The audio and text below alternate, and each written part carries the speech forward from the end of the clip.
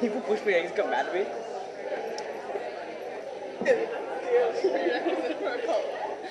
Same page.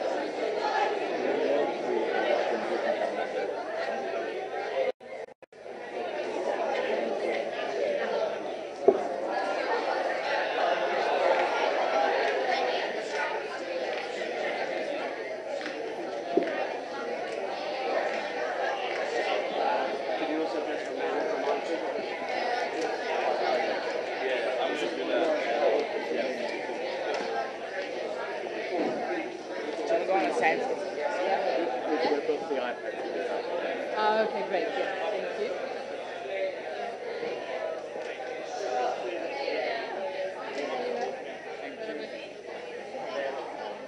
Oh, great. Okay. So, let's go that.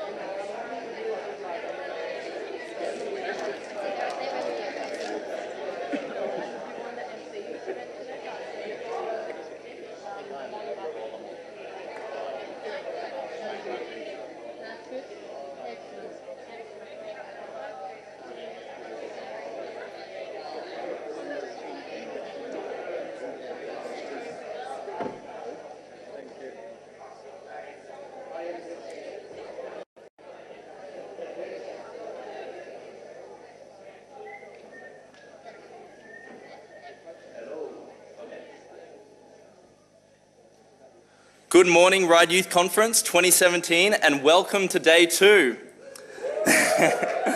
Now, I'm sure you all got a good 8 to 12 hours sleep last night. However, if you are still tired, we have an exciting activity to play all together. Now, I know we did the Olympics just last night, but that was only the warm-up for the toughest activity we have had yet. Simon Says. So I know you all know the game Simon Says. Well, we're not going to be playing that today. Today, we're going to be playing Rory Says. Rory Says is played very similarly to Simon Says. If you don't know Rory Says, I am Rory, and basically, whatever I say, you must do. I will give a command of what you must do. However, you must only obey the commands that begin with the words Rory Says. If I says Rory touch your nose, Rory says touch your nose, then players must touch their nose. However, if I don't say Rory before my command, you must not obey it, and those who do are knocked out. Okay, so everybody stand and...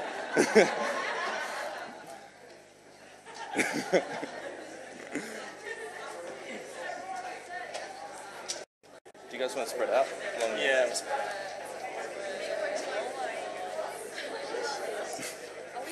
You guys don't really have to play if you don't want to. What? You're looking for people. Yep. Okay.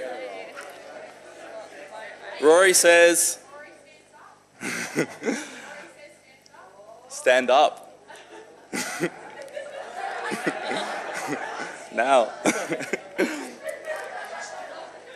Rory says, stand on one leg.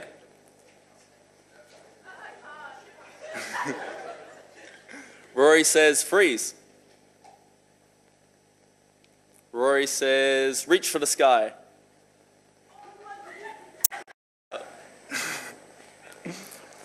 Rory says, put your leg down. Jazz hands.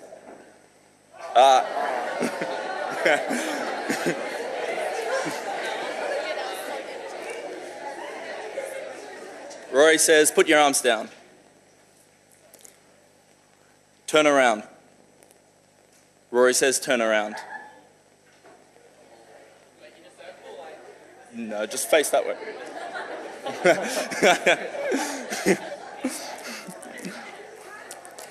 Rory says, reach for the sky. Rory says, stand on one leg. Rory says, turn around. Rory says, put your leg down. Jazz hands. Rory says, point at Aiden. Aiden. Rory says, laugh at Aiden. Rory says, keep laughing.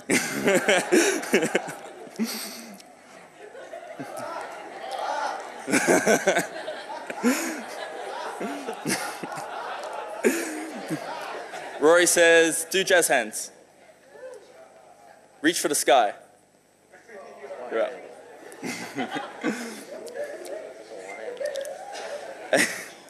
Rory says, put your hands down. Rory says, be a goat. Oh, you don't know what to sit down. Some of them did it. Rory says, climb the ladder. Yep. Rory says, touch your toes. Rory says, reach for the sky. Touch your toes.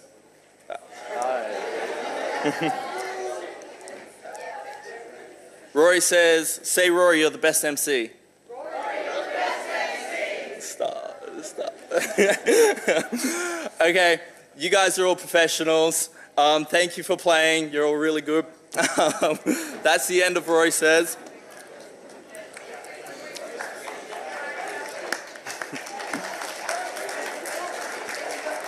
Now that my ego has been sufficiently boosted, I mean, you're all warmed up, we're going to move on to the evaluations. So we're just going to be evaluating yesterday's event, and so if everybody can log on to Zeetings, and we're just going to do some evaluations. It's not going to be live, it's just for our own internal use.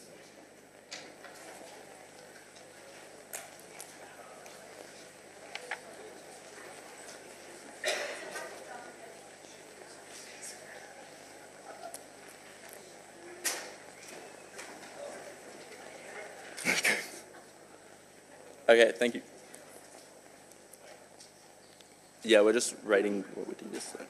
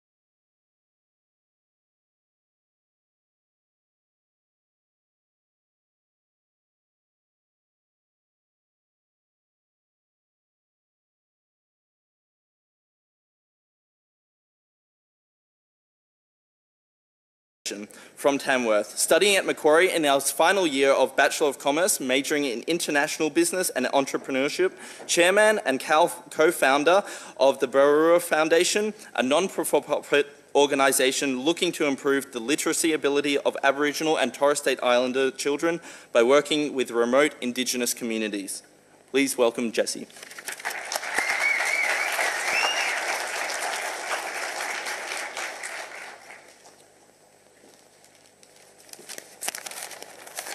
Good morning, everyone. I just want to say a big thank you for having me. It's a fantastic experience, and it's great to see so many young people so driven to make change, and a great place like this to facilitate it. So, first off, I just want to start by acknowledging country, acknowledging that we're not the first people to walk on this country, and we won't be the last. There were people thousands and thousands of years ago who did it for us. So they cared for this land, and we'll try and continue to care for it today in a way that they would be proud and respectful of. So I'd like to acknowledge the traditional custodians of this land, elders past, present and future, and any Aboriginal and Torres Strait Islander people in this room today, welcome, and to all my non-Indigenous brothers and sisters, welcome as well. So from my speech, there's a few key points I'd like for you to try and take away, see if something you can connect with. The first one is that anyone from any background can drive positive social change. Doesn't matter your race, creed, colour, anyone from any background, no matter how hard, as long as you try and as long as you're driven for it, you can create positive social change. The second is that roadblocks are not story or journey ending. Roadblocks, rather they shape the person that you are and that you will become. So anything that is in your way, your adversity that you face, will simply not hinder you if you're passionate about your project, but rather it will shape you and shape the project that you'll be doing, and what you'll become in the future. And the third one is that you can't do it alone. A few people have, and they're quite the anomaly. But in seriousness, you need to be able to leverage the networks around you, your personal networks, your family, and the professional network. You need to link with those strong people in your network, and you need to be able to work with them, bounce ideas off them, and engage with them to get your goal and to get their goal to the final day. So I just want to start with a bit of a background on me before I move on to the Barua Foundation. So I was born in Tamworth. I've moved 19 times, attended 7 different schools. I'd like to think I'm okay at making friends in a quick fire environment. I've been in schooling in Sydney, Western Sydney, Newcastle and Tamworth. I went to St Joseph's College for my last year of school, and without that there isn't a single chance that I would have went to university. Again, the network that was there provided me with the opportunity to connect with people in the Wollongamuru, which maybe you heard a little bit about yesterday, which is the Office for Indigenous Strategy here at Macquarie University. Without those people in my network driving me forward to achieve these great things, coming to university and starting a charity, there's not a chance it would have happened. So a little bit of a backstory. In 2009, I lost my mother to cancer. And that week that I lost my mother, I found out that my father had cancer. In 2012, when I was sitting my HSC before my final exam, I lost my father. So I didn't sit my final exam. And again, this isn't for sympathy, but to show that roadblocks don't end your journey, but rather help shape the person that you'll become in the future. And again, you can't do it alone. If it wasn't for people in my network keeping me strong during those hard times, I wouldn't be where I am today, standing in front of you, attending university, about to complete university, and starting a successful charity. Thank you.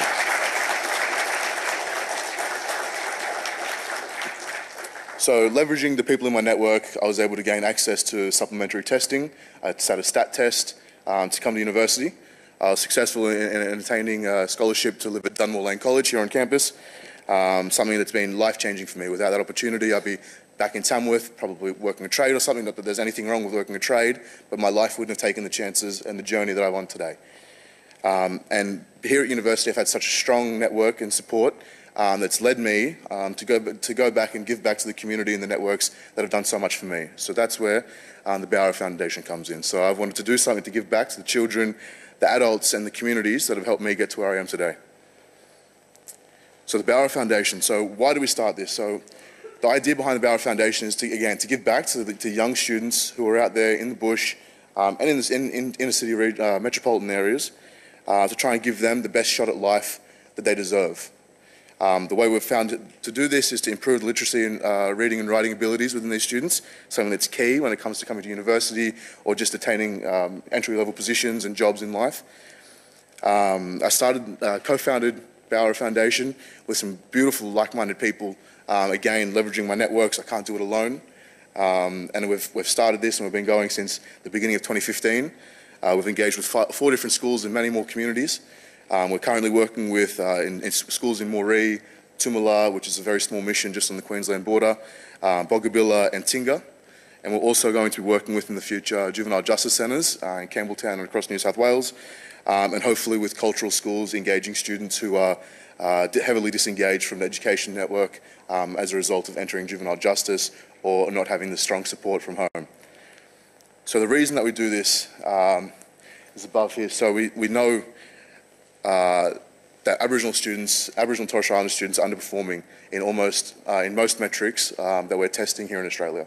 We know that they're at or above the national minimum standard of literacy, literacy, reading and writing. They're with 78%. 18% have completely failed to reach the national minimum standard. And the minimum standard isn't something that we should be looking to achieve. We should be looking to achieve much further. So that's why these issues are extremely highlighted to us, because we need to be going above and beyond the national minimum standard. And again, 20% is a result of poor school attendance. So that goes back to having issues in the community, issues at home that are affecting their engagement with the schooling process. So our idea was to develop a digital library of culture, of community content, having bios from elders and community leaders, having history, famous Aboriginal and Torres Strait Islander people, events, language programs, dreaming stories, as well as other cultural, traditional information and information on nations. So we wanted to do this to engage students with technology. So and we're not the first people to bring technology into the classroom, but I would say we're the first charity to successfully bring technology in a cultural context, an Aboriginal and Torres Strait Islander cultural context, to give the students something to engage with outside of the traditional norms of education. So our approach is to develop the community relations. So we want a strong relationship with the community. And again, this isn't something that can be done overnight, whether it's your own community or your own backgrounds, whether that be in a city, regional, rural, or even right in the middle of Australia in Alice Springs or something like that. It takes time. So again, it's our community relations is about going out, driving 9 hours out to Boggabilla, 8 hours out to Moree, all the hours in between. We just went on a trip last week, which was 2,100 kilometres, probably a bit more. All about going out there and just connecting and making sure that these people know that we're in it for the long haul. And again, coming back to showing them that you have the respect for them, that this isn't going to be a project that's going to die out, but something that we want them to be able to use and go forward with in the future. So again, the community relations, developing that relationship and helping them preserve their knowledge and their traditions and their dreaming stories. So we prepare our devices. Currently we're using Kindles, Kindle Fire 6. Kindle Fire 7 HD, but we'll be looking to partner with hopefully some tech giants in the future. Samsung, Apple, please come our way. And so then we prepare our devices, so we upload and we format all of these interviews, these dreaming stories, all these cultural pieces onto our digital library. And then we go to the schools, our step 3 implementation. We work with the students. We have a half an hour, 1 hour meeting, a class interaction with the students, where we take the students through the digital library, show them what they can do with it, who's in there. It's fantastic when you're seeing young students who are completely disengaged with education, who are 5 minutes before we walked in the room swearing at teachers and flipping tables and throwing chairs around, and they sit down on the ground, you pass them a Kindle, they open up a digital library, and they say, oh, that's my auntie, that's my pop, that's my mum, and the engagement changes. Suddenly you don't have wild, disengaged students. Rather, you have students who are engaging with a piece of content that they didn't have before, that we've been able to bring through the medium of technology. So rather than having to bring individuals into a school, we have them there on a digital library. So on our digital library as well, I'll go into that in a second, sorry. But we're also featuring information, featuring spoken stories from elders. Very, very thankful to be able to use the facilities here at Macquarie University, recording studios in Y3A. We have, information, spoken stories, spoken language programs that when we went there, although they were spoken, students were writing them out. It's just a different form of education they haven't received before. And then step 4 is we're measuring impact. So through data analytics, we're able to We're able to monitor the usage, the engagement of the students. In the future, we're hoping to implement gamification. We'll be able to see the track students' records, and the students will be able to track their own records, to see the improvement, to see a comprehension sheet off of Elder Bio or gamification and going through language programs and seeing how they're improving themselves. So for us, for the Aboriginal community, community relationships is key. So I won't take you through all 8 of those, although we do adhere to all 8 of these very, very strongly. It's a very important part of connecting with Aboriginal communities that you understand the hardship that they've gone through previously. So again, this is particularly for my community. For your community, it might be very different. And again, it's understanding what needs to be done, the underlying issues within those communities and how you can approach those. So I'll just touch on 3 very important ones. The first being respect. It's pivotal in Aboriginal community that you show respect. You understand that the hardships these communities have gone through. You understand that although other companies and charities and foundations have come through in the past, they haven't been able to understand the problem. They haven't been able to get to the deep-lying issues in the communities, and ultimately they give up, they leave, and the community that's been risen up so high with this promise of change is let down. And that's something that these communities have gone through time and time again, which makes them a bit of a tough shell to crack. So again, it's showing that respect, it's showing that you're going to come back and that long-term commitment to them. Second, very important one is self-determination. For too long, it's been a top-down approach when it comes to Aboriginal communities. We've been forcing strategy, policy, and implementing these things on them. We're not consulting with community. We're not consulting with them to find out what they need, because they know it best. They know the issues in the communities and they know the way to address them. So our approach is to make sure that the elders and the students in the community own the content that is on the Kindle, and they want it to be there, and they want their students to connect with it. So again, that self-determination, having them want it. When they want it, they do it a lot easier, and than us having to hassle people and trying to make those inroads with the community. The third one is recognition and protection.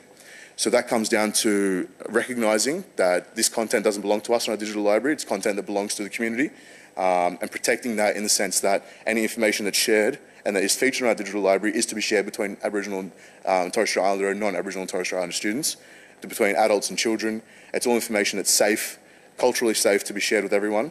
And that's not to say that we don't have information that isn't culturally safe, but we wouldn't feature that on a digital library that we give to Aboriginal and non-Aboriginal students and to young children and high school students. So currently, we've got a heavy focus on the Connected Communities Initiative. So the Connected Communities Initiative highlights the most at-risk schools in the New South Wales area. So at-risk being high disengagement, poor reading and writing, literacy and numeracy marks, and high truancy rates. So currently we've been very fortunate enough to work with the communities of Boggabilla, Tumala, Moree and Tinga. So Tinga isn't a Connected Community Schools, but we've identified that they're a school that's very proud of their Aboriginal culture.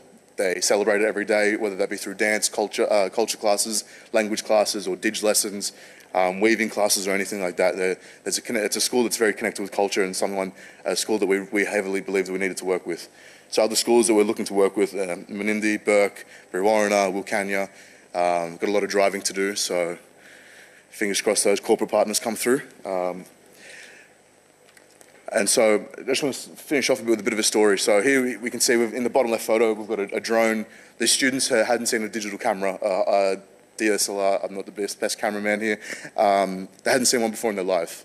They were completely freaked out when they saw it. They didn't know what it did. We showed them. They fell in love with it. Then we brought out a drone, and it completely changed their lives. They didn't know what was happening. We actually had to stop the children from throwing hats at it to bring down a $2,000 drone. The cameraman wouldn't have been too happy if that had happened. But again, so ingrained in their life is sharing. It's a culture of sharing, and this is particularly in the ex-mission that was Tumala. It's got a population of about 90 people. The school's got about 35 students in there, all of which are Aboriginal. And again, so when we went in there with 10 devices for a 35-student school, we're not going in there to give every student a device, but rather we're making a donation to the library for the students and classes to use when they see best fit. The students share straight away. They're sitting down. They've got one between 2, one between 3. Joel here in the photo off to the right, sitting down and everyone crowding around him. It's a sharing culture, and they want this technology. They want to engage with it. They want to engage with education, but we just need to find a medium in which they can. And we've been able to do that with technology. Technology has been the gateway for this. We've been able to preserve stories that we're fighting a losing battle. And that's the truth. We have elders passing away at such an incredible rate that we're not being able to preserve language, stories, dreaming stories, and history before they pass on. So with the aid of technology, we're able to do that. We're able to bring them into a recording studio, record stories, upload that onto a digital library, and hand it off to these children. The child in the top right photo was one of the first children that we engaged with. He literally, him and 4 others were removed from a classroom, and then the teacher said, "Here you go, here's the first students who are going to engage with the digital library." So we weren't too sure how to feel. We put the device in front of him, and he didn't pick it up at all. He didn't want a bar of it until the teacher told him to engage with it. He picks it up and he says, "That's my aunt." You know, he's reading a story about his auntie, that was his pop. We had a featured bio on his pop, and he just changed straight away. He went and sat down in the corner in a beanbag, was listening to stories, spoken stories in his ear. It just changed his way and his engagement for the day. It gave him a bright spark in which he was able to capitalise on and remain engaged in education. So every few months we're going back and checking in with these communities, and it's just great to see the positive influence that having a bit of culture on a tablet, on a digital library is having for them when they're using it in culture classes, language classes. And it's just such an improvement for them and for the school that they don't have disruptive students who are then affecting the education of those around them, but rather they've got students who are engaging with culture. The schools are doing very well, but they need that extra boost, and every bit of content helps. So here we're in Tinga. Great fishing trip. We didn't, but the kids were out there cutting up a kangaroo tail, tying it up with a bit of string, sticking a stick into the ground, and catching yabbies. For the life of us, we couldn't catch one between 4 of us. The students must have pulled out about 35 or 40 yabbies. They were going crazy. Like I don't know if you've ever seen a yabby that big, but that's what came out. I don't know how. Fresh kangaroo tail. Who would have thought? So it was a fantastic time. So in the middle there, we've got a photo of me interviewing Uncle Zach out on country, just sitting down, just trying to, again, developing that respectful relationship, and just letting him share with us rather than us trying to pry in there to get information out of him. Then we were invited on the bottom right there to a performance that he was putting on in Inverell. It was absolutely fantastic to see Uncle Zach and Joshy Boy. And then at the top right there, it's just great. In the back, if you can see that, we've got a sisters group that was going on, doing a bit of weaving. The kids were out there pulling out yabbies. And on the left, which you can't see, the boys were having a dig group. And that happens every day, but to be invited in was so enlightening for us to be able to engage with the community like that and show them that we care, and then let them know, and they show us that they care as well. So we've had a fantastic time. Again, I want to just reiterate those 3 points that anyone from any background can make a positive change. Two out of 3 co-founders were non-Aboriginal people, but they had a drive to see positive change in Aboriginal communities. It doesn't matter which background you're from, whether you're working with Aboriginal communities, refugees, or anyone in between, as long as you've got a positive drive and it's a strong drive, you'll always overcome adversity. Bringing me to my second point, the roadblocks and story. The roadblocks are not story or journey ending, rather they help shape the person that you'll become. Going through something tough, just remember on the other end of this, you're going to be a different person, a more mature person, and you'll be able to overcome this adversity much easier. And thirdly, you can't do it alone. I would be nowhere with this project if it wasn't for the strong people I have in my network that I've been able to leverage, and the relationships and the friendships that I've developed along the way. And so I hope you've been able to take something out of this. And it's been fantastic to be here, and it's so great to see so many young minds with positive change on their mind coming together at a forum like this. So a big thank you.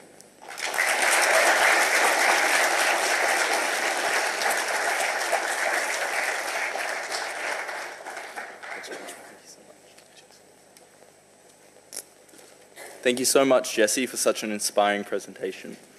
Please accept these gifts on behalf of the City of Ryde and the Ryde Youth Council. Thank you.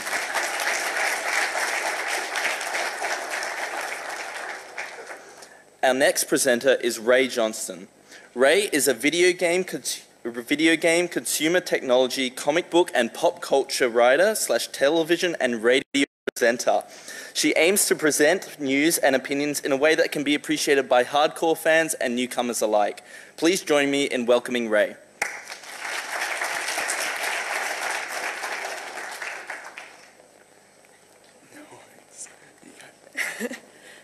Hey everyone, how are you?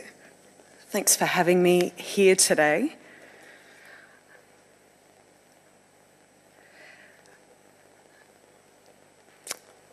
Now, as you may have heard and can see up on the screen there, my name is Ryde Johnston.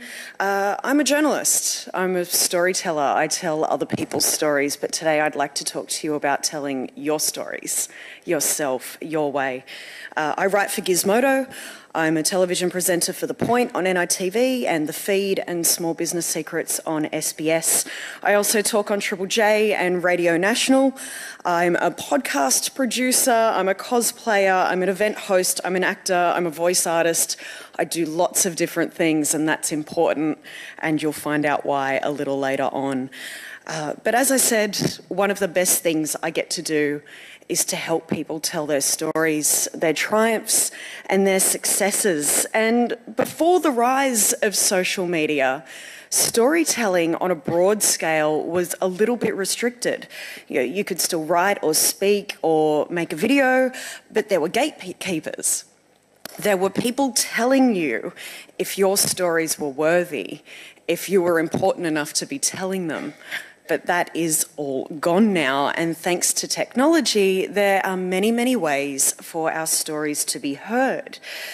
Now, in this room today are the leaders of tomorrow. I know that might be difficult for some people to grasp, but it's true. There are activists and creators and artists and nurturers and geeks like myself, and even those of you who feel like you might not be doing anything particularly special, but every one of your stories matter, and they need to be heard. And they need to be told by you in whatever way tells it best, because you don't want it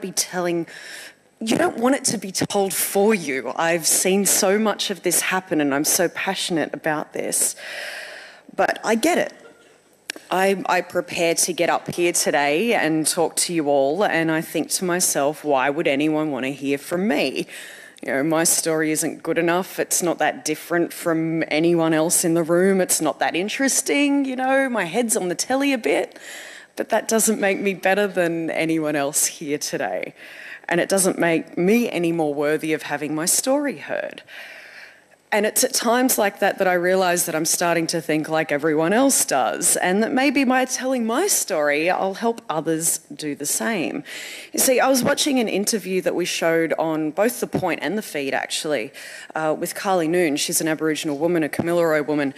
She's actually the first Indigenous woman to get a double degree in both maths and physics, and she's working now as an astronomer, combining traditional Aboriginal knowledge of the stars and the way that we use that in storytelling with modern technology. And there was one point in that interview where she spoke about her childhood, and she just casually mentioned that she didn't have a washing machine growing up. Now, I know that that's, really very... it's just a washing machine, Why is that a big deal to hear? But it was for me. I didn't have a washing machine growing up either. I lived in a remote area. I lived in a shed with a generator and tank water, and we shared a bath when it hadn't rained for a while, or we just swam in the dam. But to hear someone else with a similar experience and talk about it to such a big audience was just kind of cool. It was a story I could relate to, and to see someone that inspired me share something like that about themselves made them a lot more relatable. Now, I guarantee you, no matter what you're going through or what you've been through, you're not alone. I know this because I share a lot. I'm one of those oversharers. I share basically my whole life on the internet.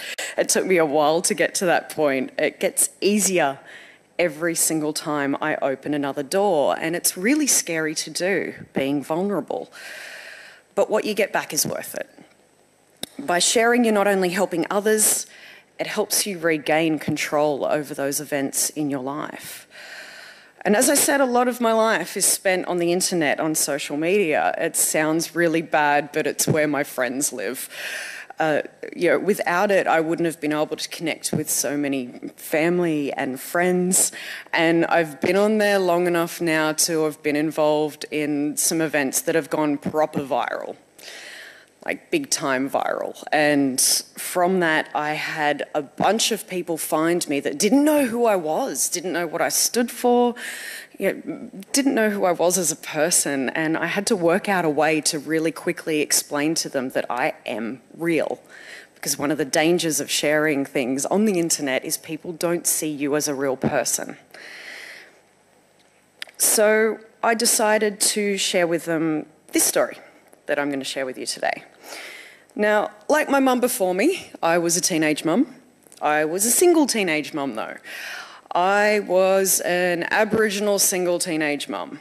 So with that came a lot of prejudice, came a lot of profiling, came a lot of pretty bad experiences through my pregnancy and through birth and through my son being small and being on my own and trying to struggle and get through that.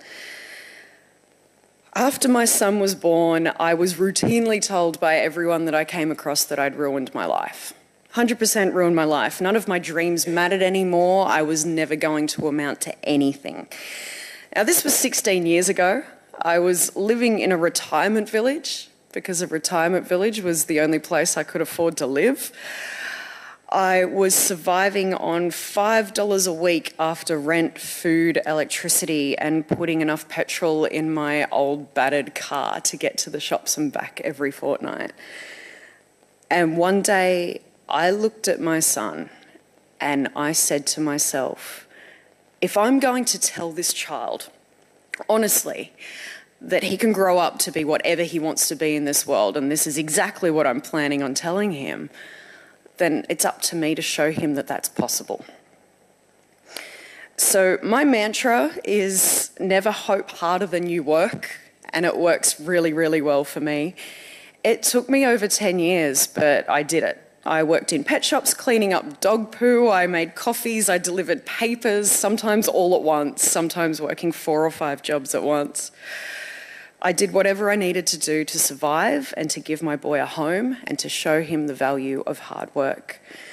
And the whole time I was writing and presenting and acting and working out how to do these things that I longed to do, to tell these stories on the side, all gaining experience and contacts to make this my job. Now that, in a nutshell, is the first story that I shared about myself to this bunch of people on the internet that had discovered me and didn't know who I was. It was just in a Facebook post. It wasn't in anything fancy. But the response was extraordinary. You know, these events in my life that had been used to demean me in the past now empowered me. And I could show the world the pride I had in what I'd achieved. But more importantly, I could see my story was helping people. It was a pretty standard story. It's nothing special. There's plenty of mums that have been through what I've been through. There's plenty of people that have been through a lot worse. But as I continued to share it every now and again, you know, the people that I had forgotten that I was a real person realised that again.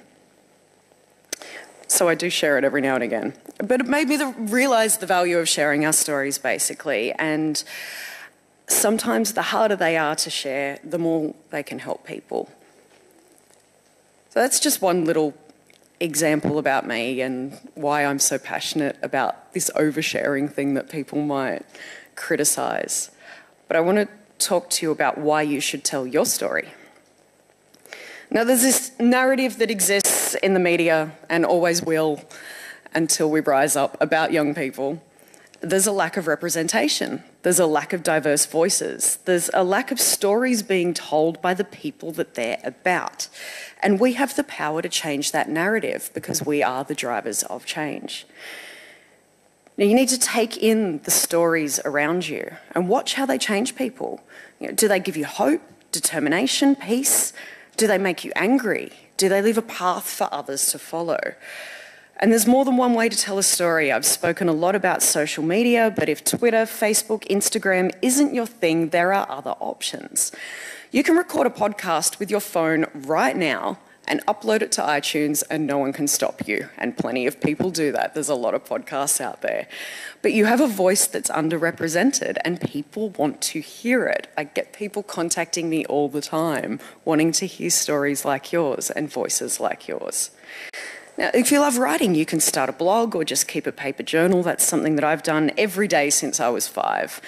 You can write a novel, you can write a play, you can make a film, you can draw a comic, you can create traditional art, choreograph a dance, make a video game. Please, make a video game, I want to play it. You can be a storyteller in more ways than one, and there's no wrong way to tell your story. Now I'm going to give you some advice. I've got 10 pieces of advice that I have to help you get your story heard. First one. I have a lot of people approaching me for help. And what they say invariably is, I want your job, how do I get it? And my response to them is, you can't, it's mine, I've worked for this. What you really want to say is, I'd like a mentor. Can you help me? Can you guide me? This isn't a competition. There aren't a certain number of spots to be filled. There aren't a certain quota of voices that once they're filled, that's it, and you'll never be heard. There is enough space for everybody, and you don't need to compete with each other. We need to help each other. Now, second one, if you want to do it, do it. If you want to write, write. The same goes for acting, presenting, anything you want to do.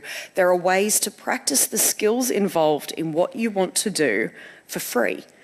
If you need specific advice, I will help you. Tweet me. I'm at Ray Johnston. I will give you a hand. But basically, practicing is the only way that you're ever going to get your stuff out there and get good at it. There's a lot of imposter syndrome in myself, in other people around me. You feel like you're not good enough. It's not true. Just do it. Be a consumer of the product you want to create. If you want to be a writer, read. If you want to make films, watch them. It's the quickest way to learn what works and what doesn't work.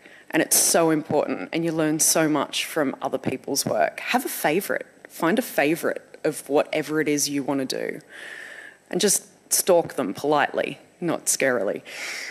Now, if you ever think that you've gotten to a point where you can't improve, you're wrong. You need to find something else that challenges you. You need to keep pushing. Arrogance will get you nowhere, absolutely nowhere. Be humble, and number 5, learn to take criticism. I'm not talking about unsolicited garbage from some random on the internet. I'm talking about real, proper criticism designed to help you improve, and it hurts. Sometimes you've created something, you put it out there, and everyone comes back at you and goes, yeah, no, it's garbage. Listen to the subtext of what people are telling you. Learn how to take it on board and get better at what you do. You can always, always, always improve. Number 6, specialise. When I first started in games journalism in Australia, I was one of 3 women. I was the only mother. I had a niche. This was an opportunity for me to be able to speak on a topic that not many other people could speak about. Find what it is that you have, that you can speak about that no one else can, or that you can speak about really passionately. Speak about what you love. Number 7, in stark contradiction to number 6, is generalise. Know a little bit about everything. Don't be so involved in your own world and what you're doing that you block out everything else that's happening around you. I think that's really important to be immersed in what is going on in the world as well as your own little world. Number 8 is really important to me, and that's be good to work with. In an industry like media, there are a lot of people that are very cutthroat. They will step over you to get ahead, and they don't last because no one wants to work with them. I will not recommend them. Other people will not recommend them. Be the person that shows up on time, does their job well, is kind to people, and you'll go far. Number 9, diversify your skills. I'm where I am today because I got comfortable on camera, on stage, on radio, in writing, all of these different things. You know, it might not be those specific things, but always look at ways that you can branch out in what you're doing, and you will always find it easier to find work in the field that you want to work in. And number 10 is my mantra, which is never hope harder than you work. Sitting there crossing your fingers, sitting on your hands will never bring you anything. No one that ever gets handed anything on a silver platter appreciates what they have, and nothing they ever have will last. You've got to work hard for it to appreciate it. Now, you could start anywhere, anytime. You can start now, and if you don't know how, come and ask me and I will help you. But I want to let you know, don't ever, ever, ever think that your voice doesn't matter, that you don't know enough, because knowledge is a process. And we never stop learning, and we never stop learning from others, from them sharing their knowledge. And your story can change someone's life. So be the one who tells it. And if anyone's got any questions they'd like me to answer, they can throw their hands in the air because we've still got a bit of time. If not, feel free to approach me later or send me a tweet and I can talk to you there.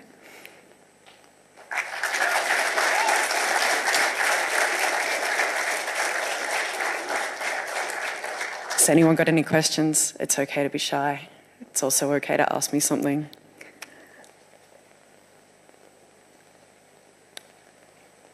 I'm going to take that as a someone will approach me later.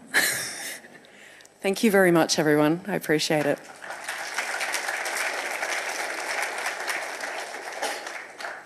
Thank you, Ray, for sharing your story and providing us with your wisdom. On behalf of the City of Ryde and the Ryde Council, we'd like to present you with these gifts as a thank you for your time.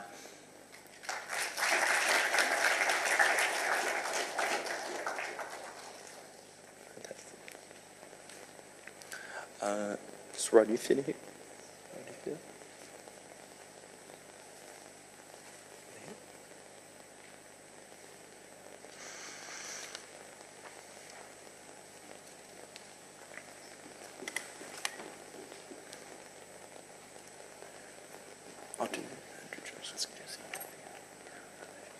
No, ask him.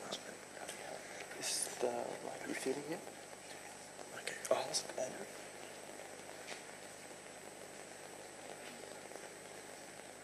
We're just getting ready for our next presentation. Yeah. Jesse, hi. We do have a question though. How would you support the Brower Foundation if you needed to? Do you want a mic?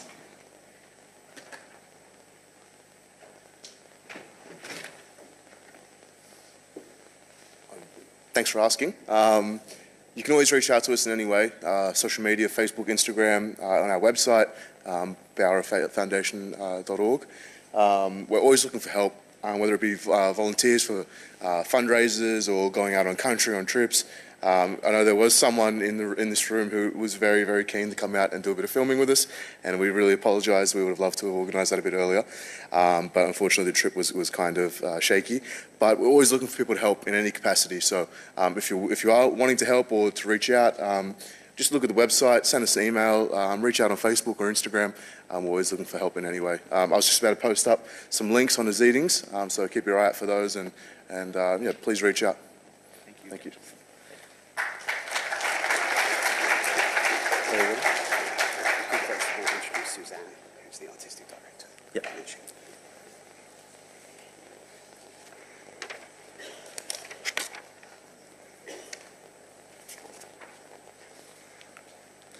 Soon we'll have a presentation from the Ryde Youth Theatre, but before then we have Suzanne, who is here on behalf of the Ryde Youth Theatre.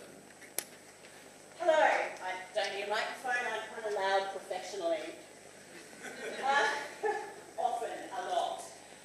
My name is Suzanne Hauser, I am the Artistic Director of Ryde Youth Theatre. And we thought the best way to let you know what we do and how we do it is actually to show you a performance. but they've only given us 15 minutes, and the performance takes 13 and a half minutes, so I've got a minute and a half to convince you of what I want to say, which is that I would love to see every local government body in New South Wales deliver their own youth theatre program. A minute and a half's not very long to tell you about all the amazing things it does for our young people, but I'm going to give it a shot. We had a rehearsal last night, in fact, and I asked some of the long-term members about what Ryde Youth Theatre meant to them. And the best quote was, well, it changed my life, as if that was just obvious. And we get lots of stories like that. We get lots of stories about how the people who come to us are the people who don't engage in group sports. They're unlikely to engage in a youth council. They're not real group people, but they come together because they're interested in expressing themselves and telling their stories. And what happens is they find like-minded people to share that with. And I can't tell you how many people who've said, I don't really have any friends at school. And then I joined Ryde Youth Theatre, and now I've got all these amazing people who think the way I do and think what I think is important and are prepared to talk about the tough stuff. Particularly, we have a lot of members with anxiety and depression, and a number of kids who've gotten so in such a place where they're really not leaving the house.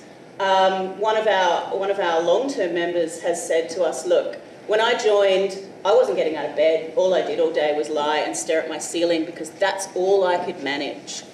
But once a week, I would get up and I would go to my theatre workshop. And that's what got him back on track. He's now back in tertiary education, studying theatre design, doing an amazing job. So we've seen firsthand how theatre can put people on the right track. I wanted to tell you one story that I thought really encapsulated that. We've got a young woman who's a member. She was about 14 or 15 when this happened, and I'll call her Jane because otherwise I'll be tempted to use her real name, which would be bad. But Jane has such terrible anxiety that she doesn't go to school. She's homeschooled when she can manage it, but she really struggles. The outside world is terrifying for her. She couldn't come out, and the idea of standing here and being herself and talking to you, she would run a mile. Last year, she had quite a big role in our major production, and on opening night, I was running the lights, and I had this moment of realising there was a moment where her character had to really confront a character played by an 18-year-old man who's about 6'4" and this wide. He's a big guy. And there was our Jane, terrified of everything, in front of an audience of 90 people, yelling for all she's worth at this 18-year-old man, and I was just so taken aback that playing that character and being put in that place allowed our Jane to stand up and really be who she wanted to be, and it was such a moving moment, and I thought that encapsulated almost everything I wanted to tell you about why theatre works.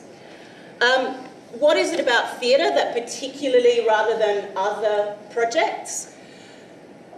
It's what I've been doing my whole life, so I'm biased. But here's what I think. I think it allows people to say, here's who I am, to tell their stories, to tell the stories they're excited about. And sometimes those stories aren't about teenagers in the real world. Sometimes they're about pirates. Often they're about futuristic dystopias, lots of futuristic dystopias.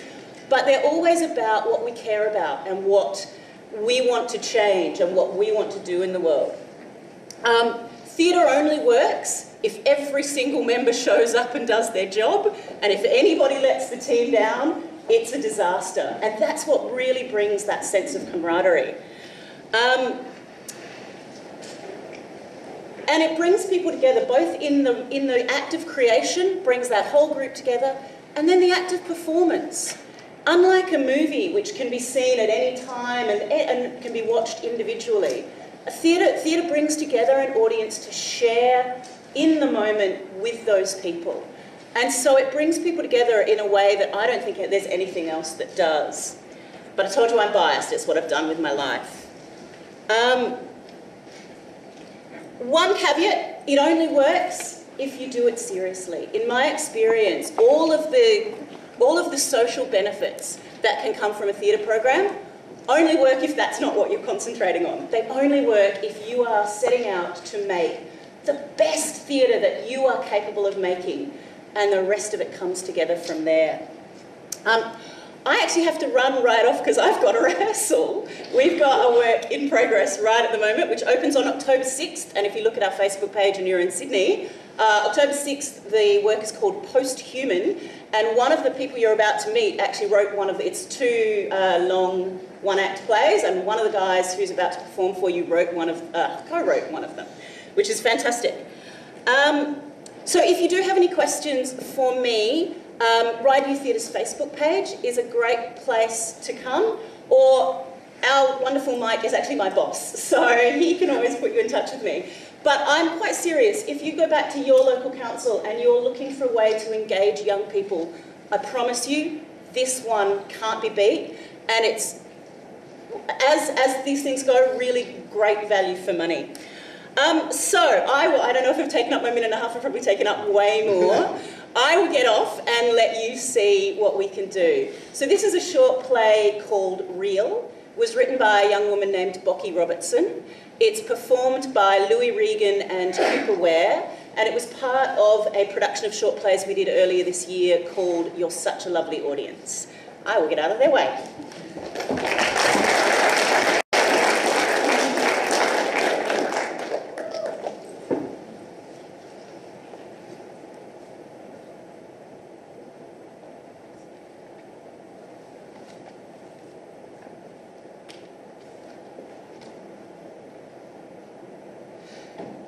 It just really sucks, you know, when your mate's standing there like a stunned mullet and you want to be like, hey dude, and snap him some finger guns, but you're holding an actual gun, so that would just be tactless.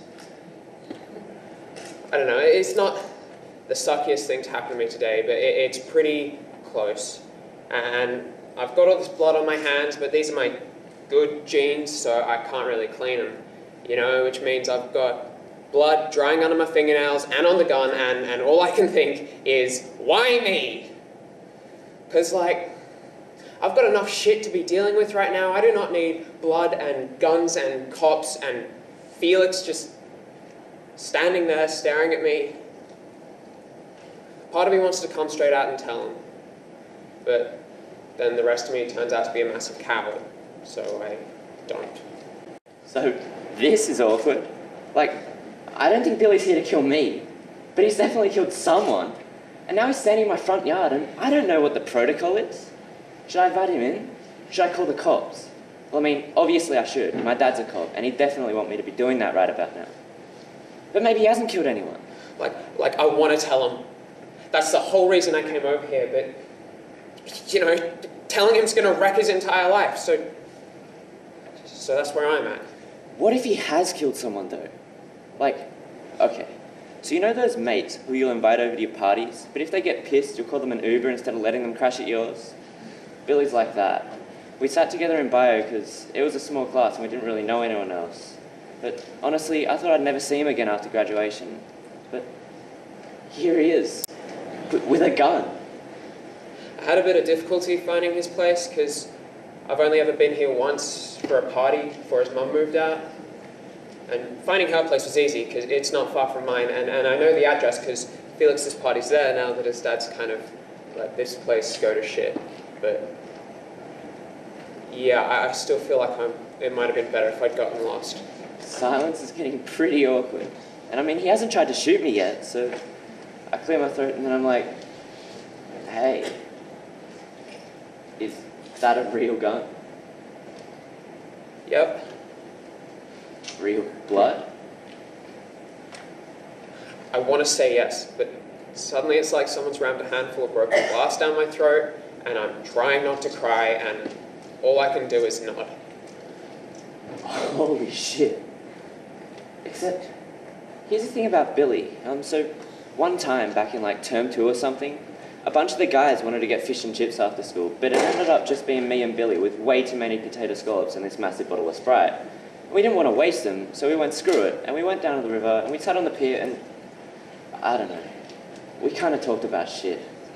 Billy told me about his shitty parents and state care, and that's not even important.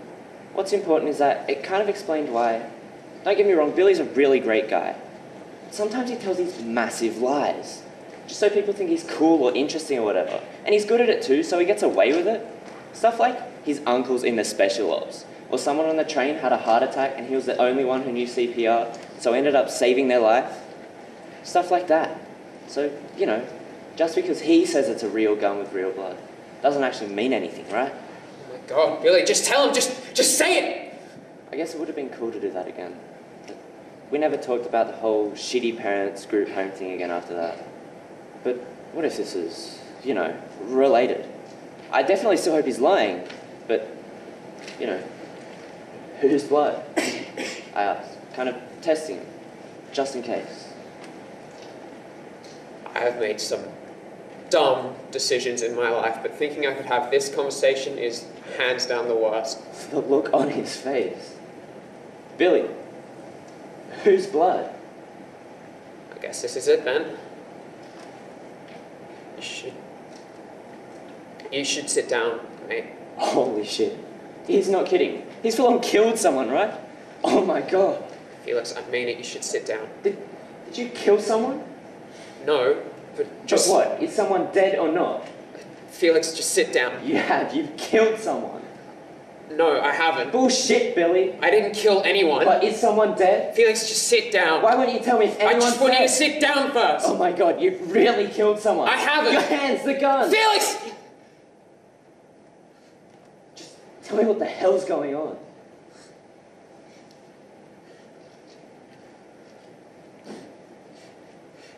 You remember that time we went down to the pier? Yeah? And you know what I said about living in a group home? Yeah?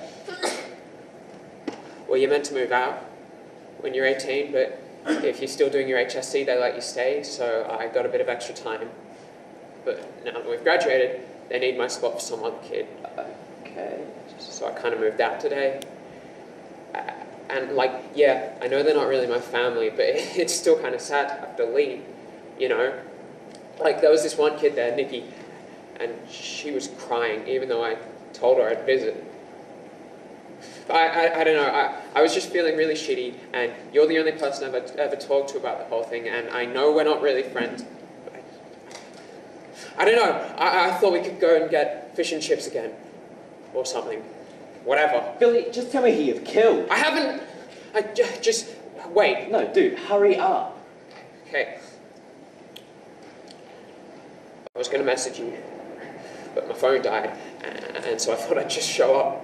But I didn't know if you'd be at your mum's or your dad's, and your mum's is closest, so I went there first. Billy, did you shoot my mum? Crap. Oh my God. I want to run away, or throw up, or scream, or something, but I've started talking, and now I can't stop.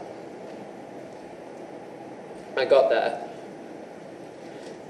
I got there, and people were shouting at each other inside. It was your mum and your dad. But Dad's at the station until tonight. Well, he wasn't. He was in your mum's house, and she was yelling at him to leave, and he was yelling that she'd betrayed him, or something like that. And the front door was open, so I don't know. I guess I thought if I went in, maybe they'd get embarrassed and stop. So I went in, and my bag got like caught on the doorknob, so I stopped to unhook it, and there was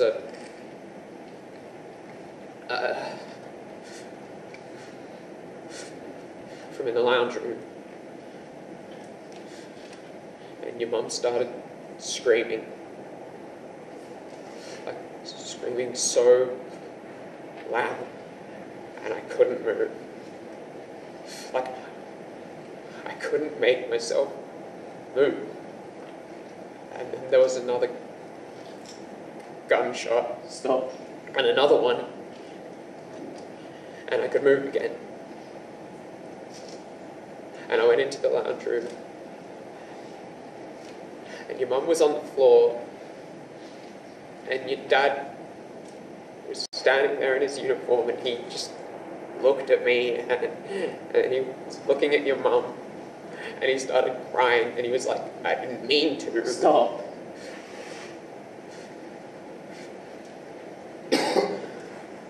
thought I could, you know, CPR or something, but it didn't. And your dad was just standing there crying. He dropped the gun and he called the station and he told them what had happened, and he was just standing there. I said stop! I'm so sorry, man. You're lying. I'm not. Yes, you are. I'm not that messed up. You do this all the time. Yeah, You tell but not me- now, man. I swear, it's the truth. No, it's not. What, you just happened to be going past Mum's place Yeah, and I wanted to go down to the and you pier. stole evidence from a crime scene, just casually. I know I shouldn't have taken it, but nothing felt real, and I picked it up and I couldn't put it down again because dude, that's your mum's house. I've been to parties that I couldn't just leave a gun in the front room. And you thought you'd come and what? Just let me know? I didn't think you'd want to hear it from the cops. You're lying. Why would I lie? You're covering something up. Pretty dumb way of covering something up. You just want attention. A pretty dumb way of getting attention. He's my dad. He wouldn't. He's my dad.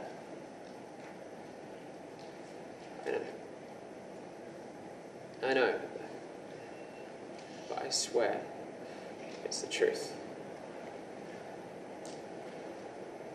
I'm so sorry.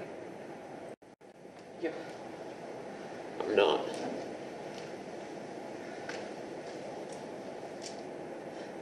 I don't really know what to do now.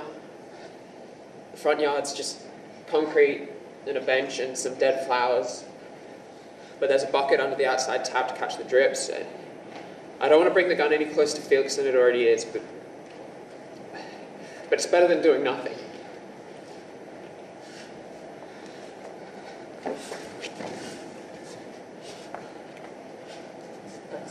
Mom's blood. Oh my god. I let the gun fall to the bottom of the bucket and I wash off as much of the blood as I can. Mom's blood.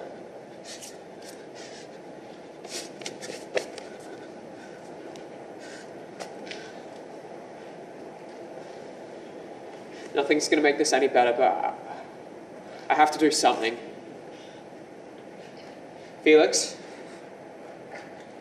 I know I should have let the cops tell you about all this, but trust me on this one, man. Cops are the worst at telling you your parents have done something shitty.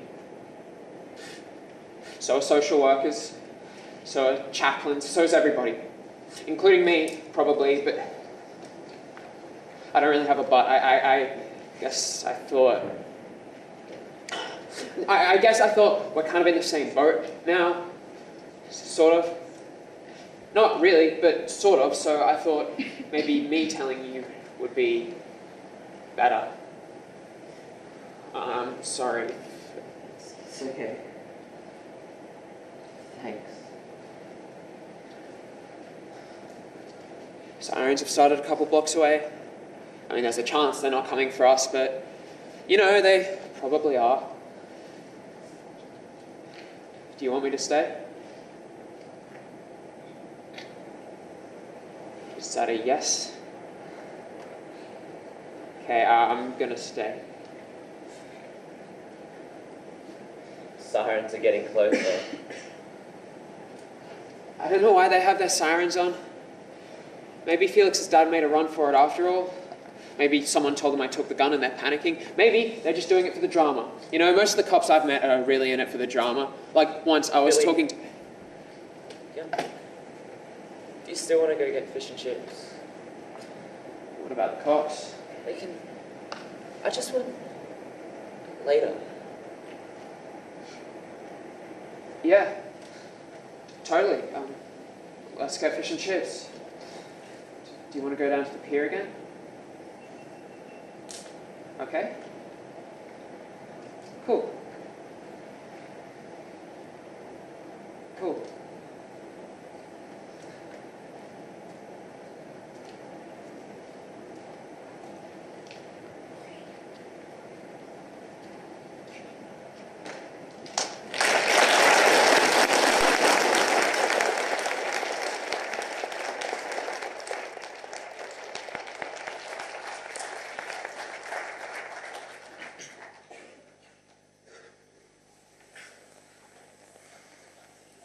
What a powerful presentation. Please join me in thanking them one last time.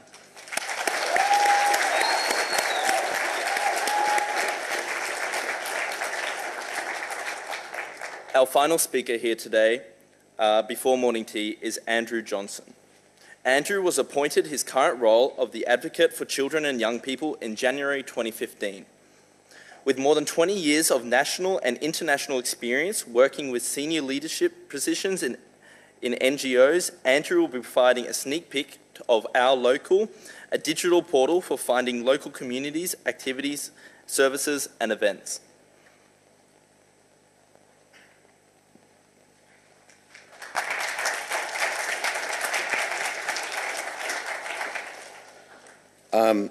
I'd also like to acknowledge that we're all meeting here today, dreaming here today, thinking about how you're going to take action on Aboriginal land, and so I'd like to pay respects to the Wadawurrung people of the Darug Nation and pay my respects to elders past, present and today, future.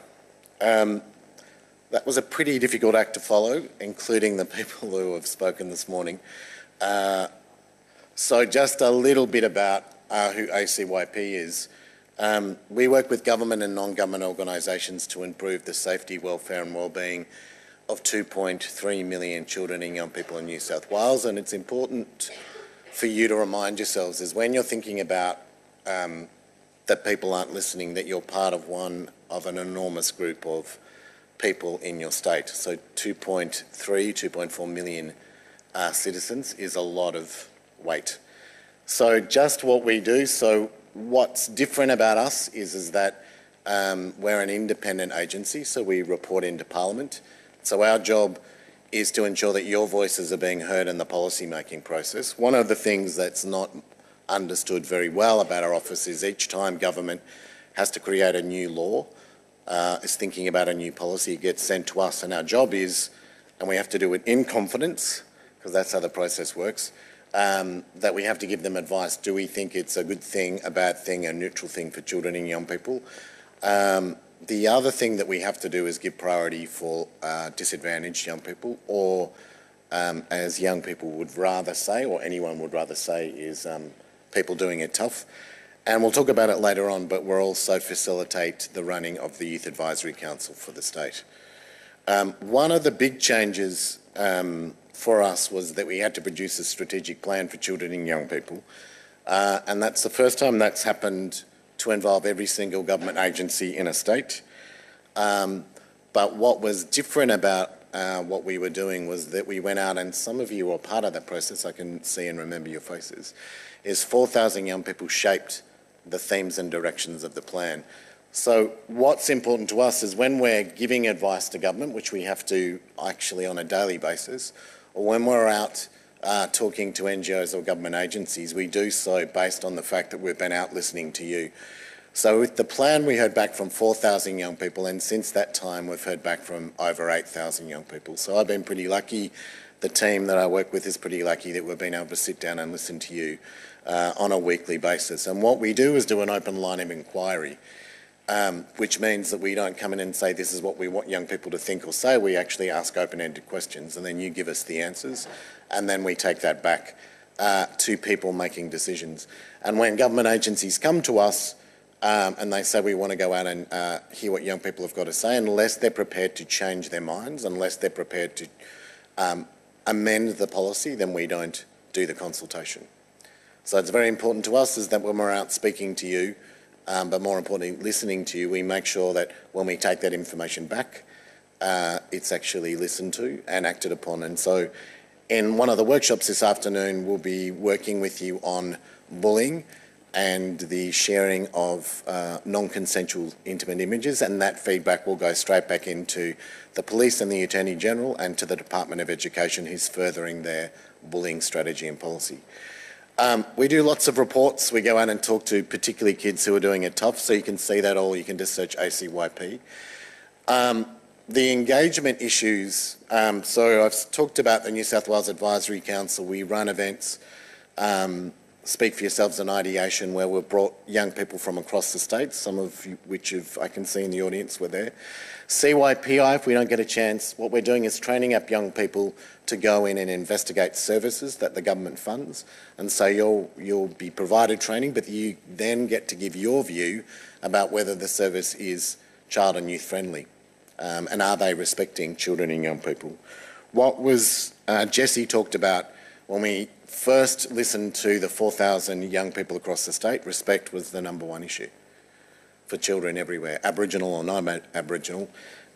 We've been very fortunate that we've sat down and listened to 1,000 Aboriginal young people across the state, and connection to culture was one of the biggest things that Aboriginal young people said was part of the solution to many of the disadvantages they face. And the other thing, while we're remembering that this was, is and always will be Aboriginal land, that one of the significant things that comes up in our consultation with Aboriginal children and young people is the levels of racism that continue in our country, in Sydney, outside Sydney. And so it's incredibly important with all the projects that you'll be doing, incredibly important in your ongoing engagement, that Aboriginal young people are saying across the state that that is one of the major barriers for them across the board. And I think it's something that we need to take incredibly seriously and take a stock of and actually do something about. And when young people, and it wouldn't surprise you, when Aboriginal young people are talking to us about it, it's not in a whingy tone. It's not in a sense that this has got to stop. The bad bit about it is they talk about it as their ongoing lived reality on a daily basis. So that's incredibly important for all of us in whatever we do to ensure that that's central to the work. And while we may do incredibly great programs, that unless we're dealing with the underlying racism and stereotypes with Aboriginal people, we're not going to be able to move as forward as we would all like.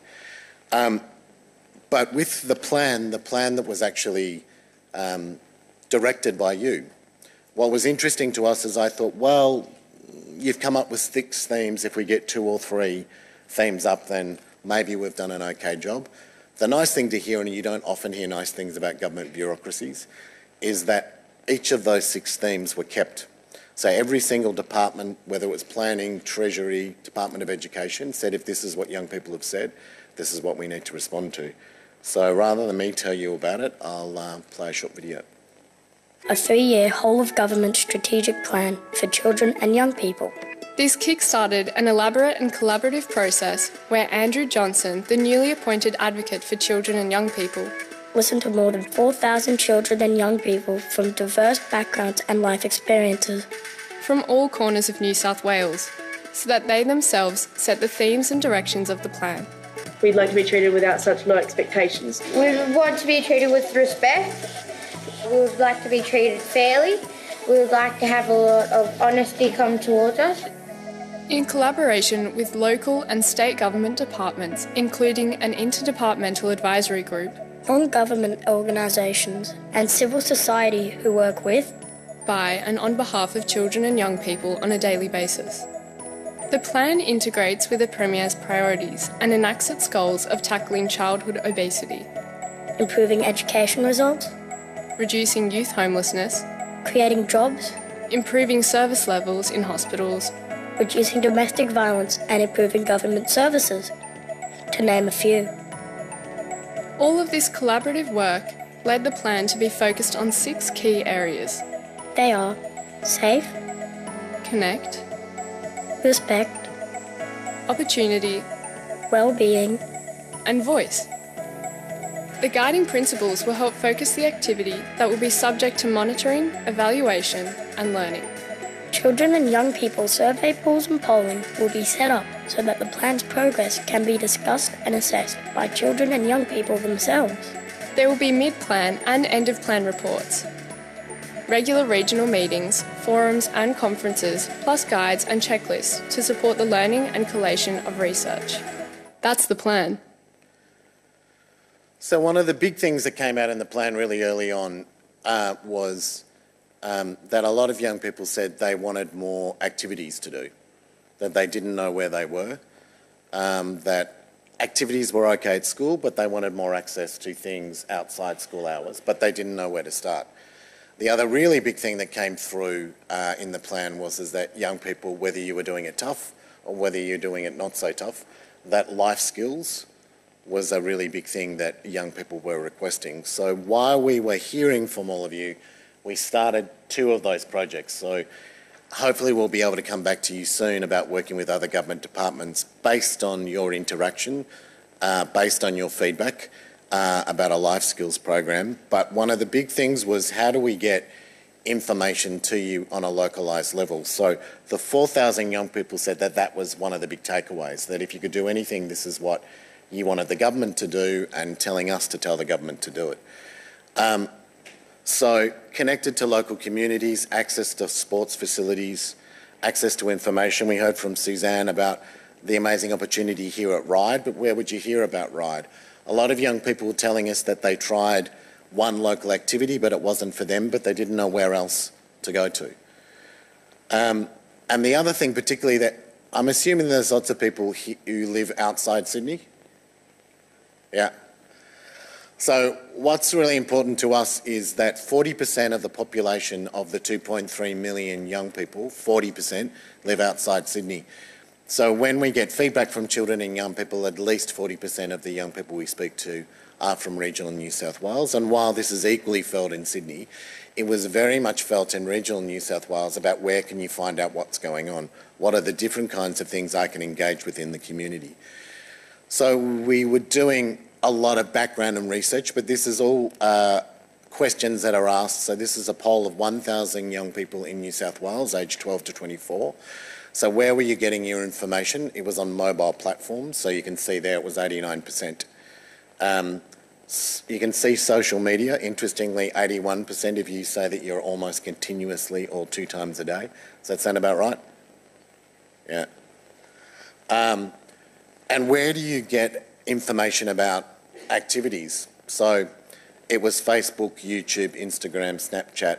So there was no website, no digital platform where, other than social media, where young people could get information.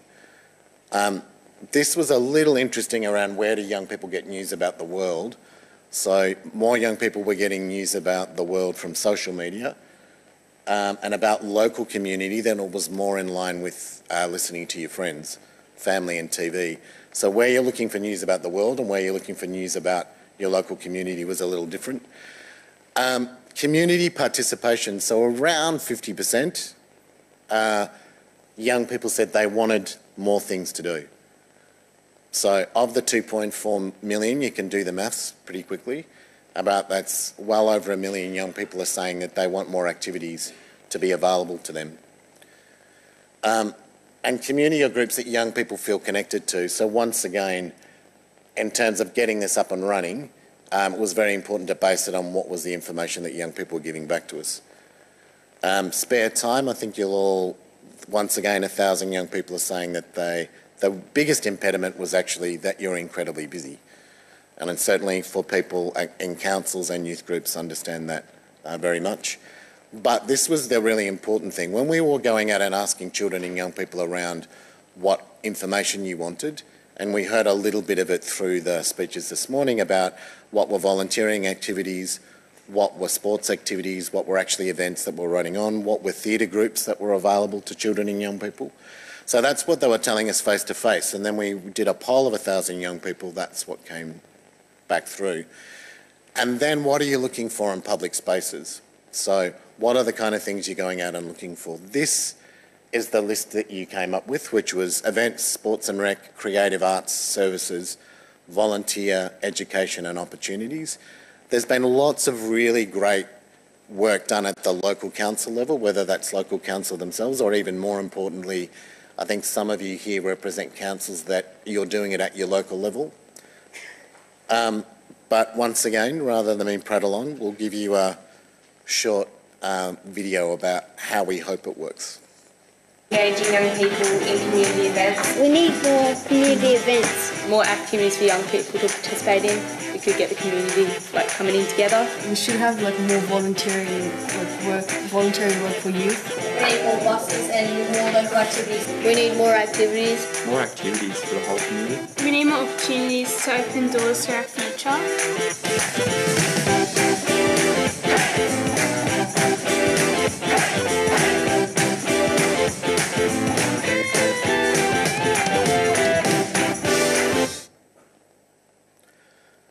So there's lots of things that are going on in the office. We particularly brought this to you. No one else has actually seen the information that we've given you today. It's not just about to be built. So it's very important that we get your ongoing feedback. This is an idea. For those of you who are tech-minded, this is a visualisation of the map of the website. So one of the things that young people told us was that you would rather search by town or suburb name than postcode. Does that sound about right? Yeah. So, and the other thing is because everyone's on mobile platforms, it's not an app, it's actually a mobile website. And that's how it will look. The whole idea was when, and Tyrone, who's the guy sitting down the front, is the person managing getting this up and running. Can you remember the number? 200,000 young people in New South Wales. Is he nodding? Type in "I am bored" into Google every month. So this is part of it, but the whole idea was that government is very bad about getting information to you. So the whole idea was that in 3 clicks or less, you get the information that you want. And then, so if you put in Surrey Hills or Redfern, which is where our office is, this is kind of what would come up. So you get to see everything that's in your local area. Most important for us is you get to rate those services. So if you go to the local park, so that's 3 clicks, you actually get to rate as a good park, bad park, what would you actually give the rating for? We thought this must have been done on a state level or on a national level a million times over, and we thought we could cut and paste it. Unfortunately, it's not been. It's been done well at the local level, at local council level. So, and you can also look at what's on at a state level or activities for things for you to be able to do. And then you can have a personal profile. So, yep.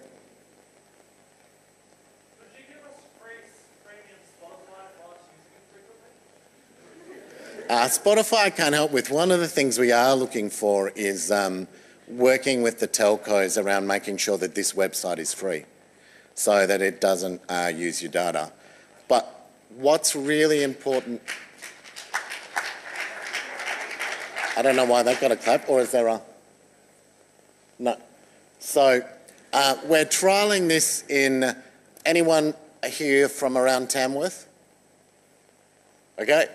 So about 100 miles from Tamworth, but in that area we're trialling it in a microsite. We'll be trialling it in the Central Coast and trialling it in southwestern Sydney. But we want your feedback. This hasn't been built yet. So this is what we've shown you is actually what it could look like.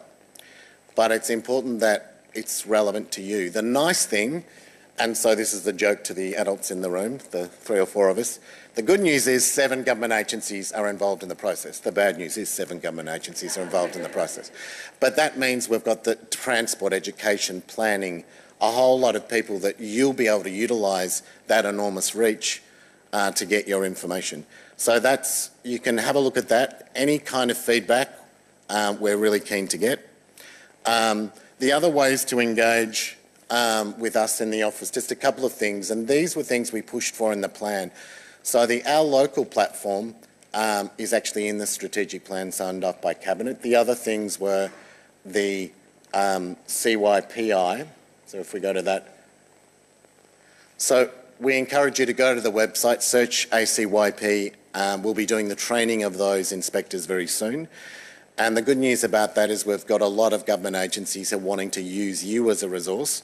The other thing I have to say is, like anything when you interact with the Office of the Advocate, if we're getting you to do a job that an adult would be doing or an older adult would be doing, then we pay you. So being a CYPI is a paid position.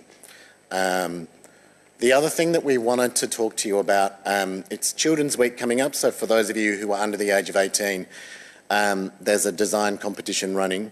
For the Youth Advisory Council, we've got only for members of the conference, we've done a sheet that you can fill in rather than going online. The nice thing is we've increased the numbers of people applying for the Youth Advisory Council by an enormous amount.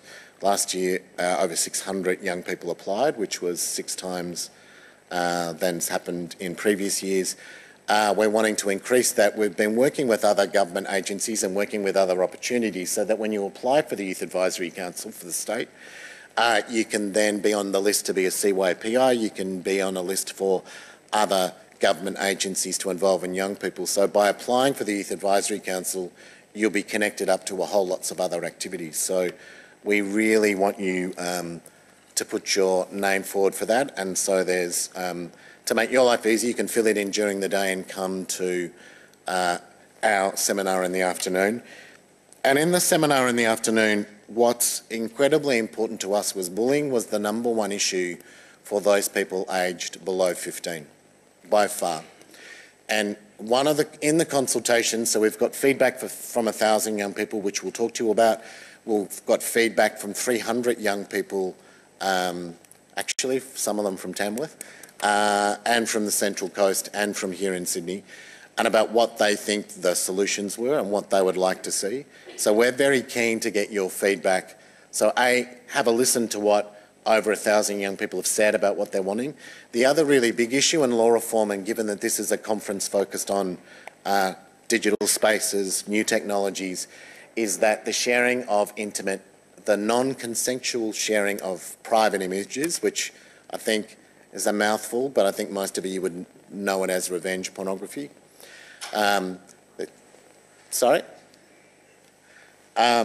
It's a really big issue that's been raised by children and young people, and we'll talk about those results in the afternoon, but 1 in 3 young people are saying that they're affected by this issue.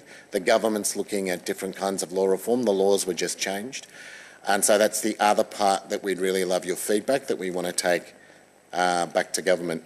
I'm just checking on the time. The thing that we may do is, I don't know if we can get it, is that if there's any questions, but we'll play the video for the Youth Advisory Council. Is that on the... So Tyrone's going to help. So the other things about, while it seems like there's not a lot of opportunity for voice, and while it seems that young people aren't being listened to, and I agree with you, there aren't as many as they should be, but the fact that you're here, and a big thanks needs to go to the Ryde Youth Council over here.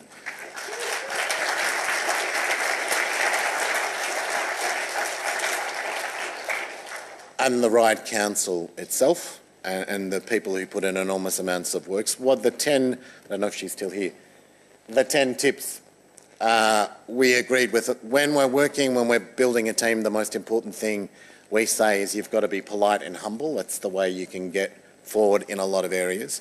But incredibly respectful, which is what young people say to us all the time.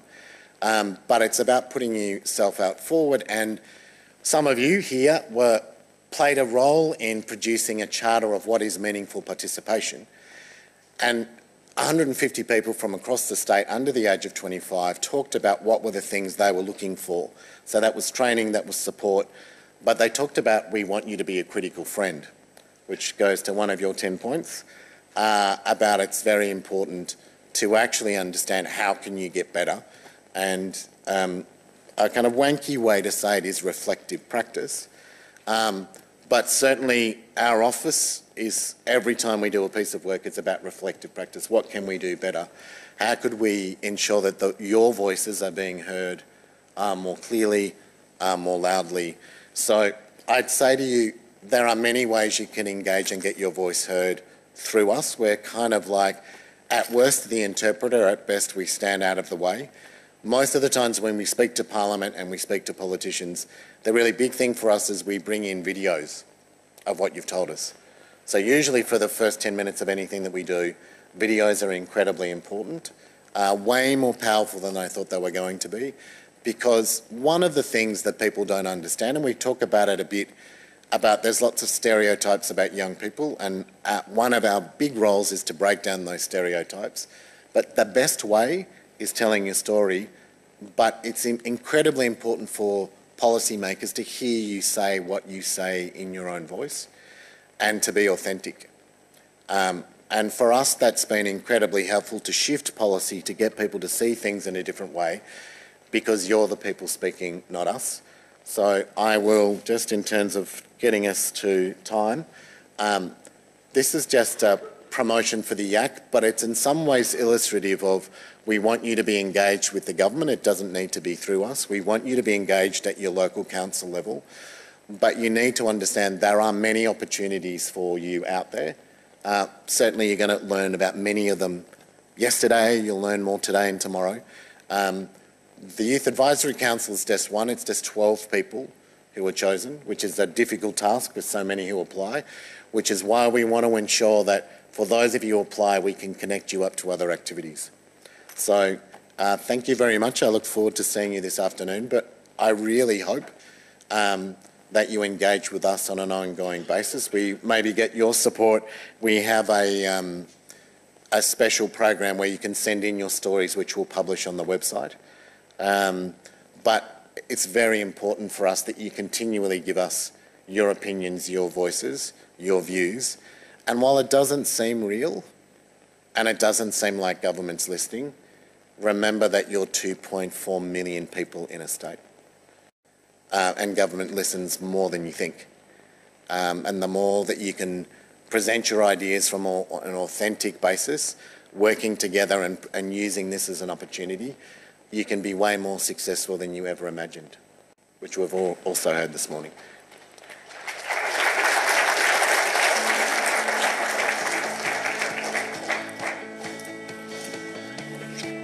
The YAC Can you hear that? is made up of some fantastic young people that come from all over New South Wales, young people who've really stood up and are really passionate about what they believe in. They've got some great ideas, they've got some great skills, they've got some great knowledge that they bring to the table, and I look forward to working with them throughout this year. The YAC's responsible for giving feedback to the Office of the Advocate. It helps run events and consultations. And basically we had training about what advocacy means, then we had training about what makes a good advocate and how you advocate for issues you're passionate about.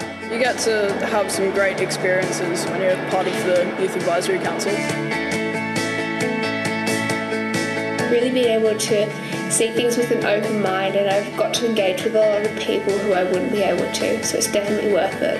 One thing I've enjoyed about being on the YAC so far is the ability to have a voice and be a part of a collective group of people that want to see change. You're actually right there with the people who make the decisions, and your insight is actually listened to. It's a great opportunity for young people to get their voice heard. There's action taken upon everything we say. It's really not about what you've been part of or how much knowledge you have. It's really about being open to come and learn. Definitely joined, because at first I was very apprehensive to join, thinking that I wouldn't be good enough, and it's probably been one of the best experiences of my life.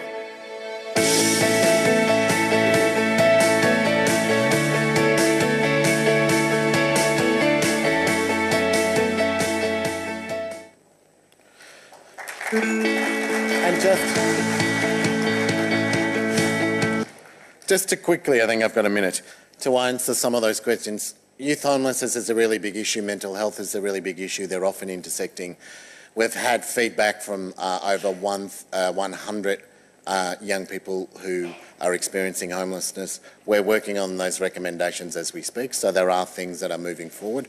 One of the big things, so you can look on our website and there's a report that is the compilation of what young people experiencing homelessness are actually doing. One of the big things that young people who are experiencing homelessness said to us, people don't understand what it's like.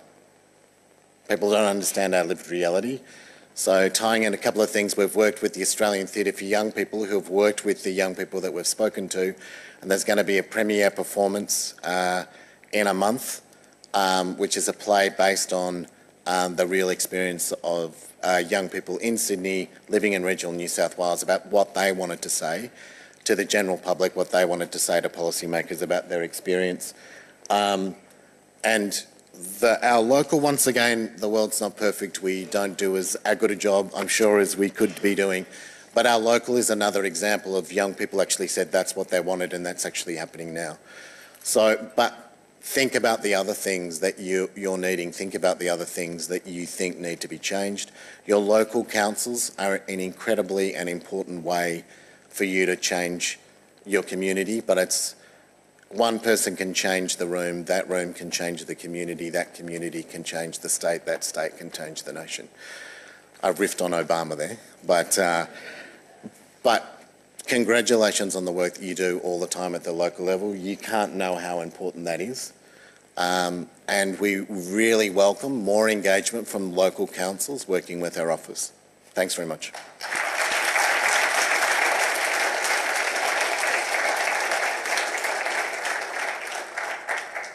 Thank you for such an informative presentation and sharing your views with us today.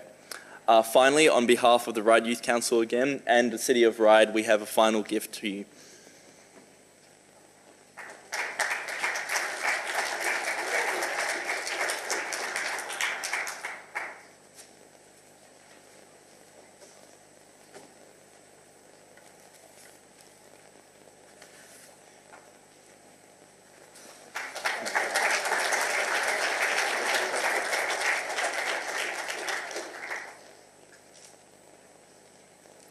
Okay, thank you. That concludes the first half of our conference today. We now have morning tea, so thank you for listening to all these powerful presentations and performances. Please be back by 11 a.m. Thank you.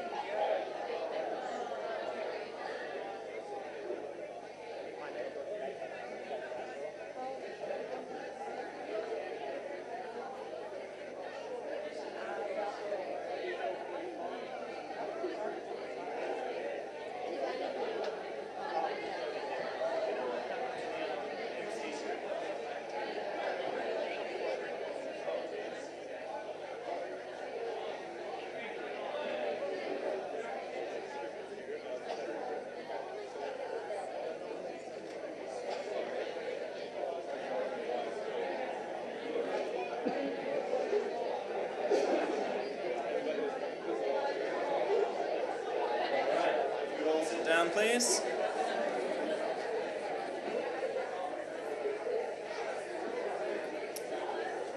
Thank you.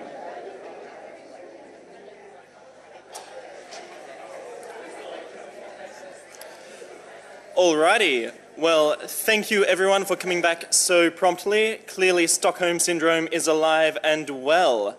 Next up, it is my great pleasure to present Mr. Neil Kolhatkar.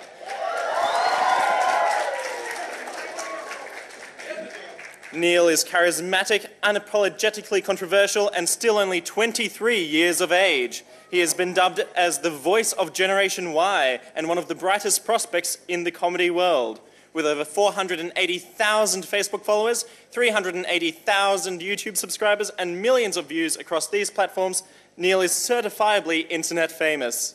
Here today to share with us the secrets to his success, please join me in welcoming Mr. Neil Kolhatkar.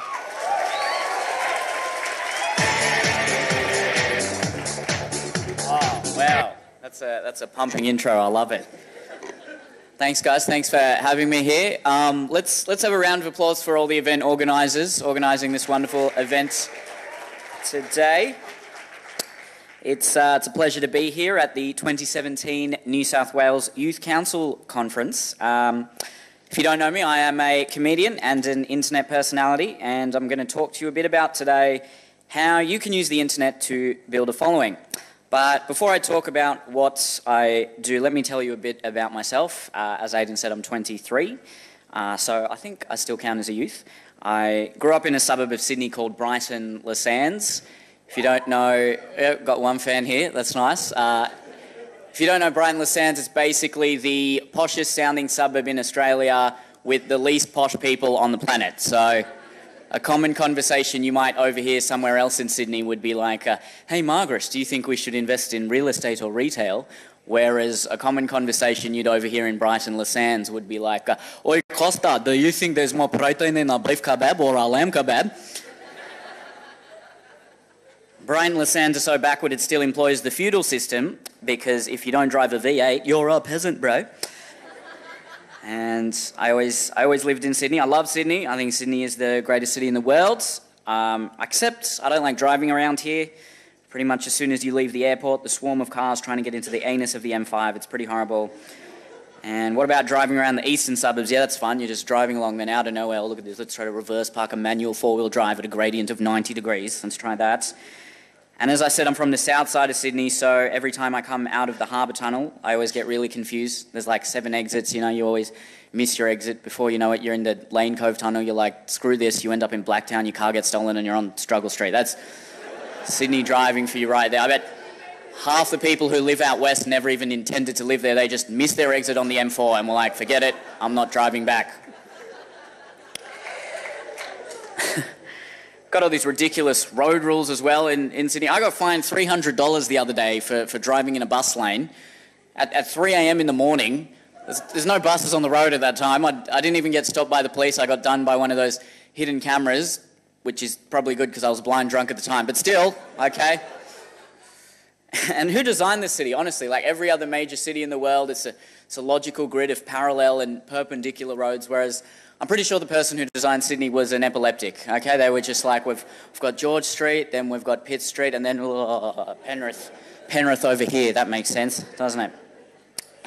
I actually went to high school in the Shire. Anyone here from the... Yeah, nice. Good to see you guys. Made it over the bridge, lovely. It was an interesting bus ride, catching a bus from Brighton to the Shire. It was kind of like crossing the North Korean border.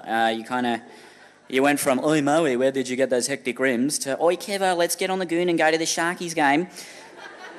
And actually, I went to a selective school in the Shire, which means it's an average school anywhere else. And a lot of people don't like to send their kids. Anyone here from a selective school, by any chance? Yeah, a few of you. Yeah, Bonnyrigg, represent. Love the passion. A lot of people don't like to send their kids to selective schools. Sometimes they'll say, "Oh, there's too much pressure, you know, too much pressure at these selective schools." And let's be honest with what they really mean. Okay, they don't mean too much pressure. They mean too many Asians. That's what they mean. Okay. Oh, you know it's true. All right. My mum actually worked at a youth centre and my dad was in finance. I find it quite funny, like people in finance can never really tell you what they do directly. Right, people in finance, you know, you ever ask someone in finance what they do? Like, what do you do? Oh, I'm in finance, Neil. Right. Do you want to elaborate on that? Oh, you won't understand, it's just finance, it's just... Finance just means money. That's like a marine biologist saying, yeah, I'm in water, okay? And I was quite conservative as a teenager. I mean, not politically, that would be a bit weird. Go back to where you came from. Mum and Dad? No.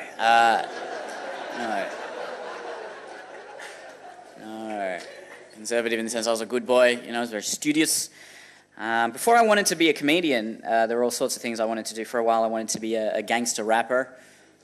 It's a bit hard to be a gangster rapper when you're a 5'7" Indian Australian with a middle hair part. Not very gangster, is it? Can't brag about anything if you're an Australian rapper, can you? All these American rappers, they can brag, you know, started from the bottom, now we hear girls used to diss me, now they write letters because they miss me. What's an Australian rapper going to brag about? Oh, mate.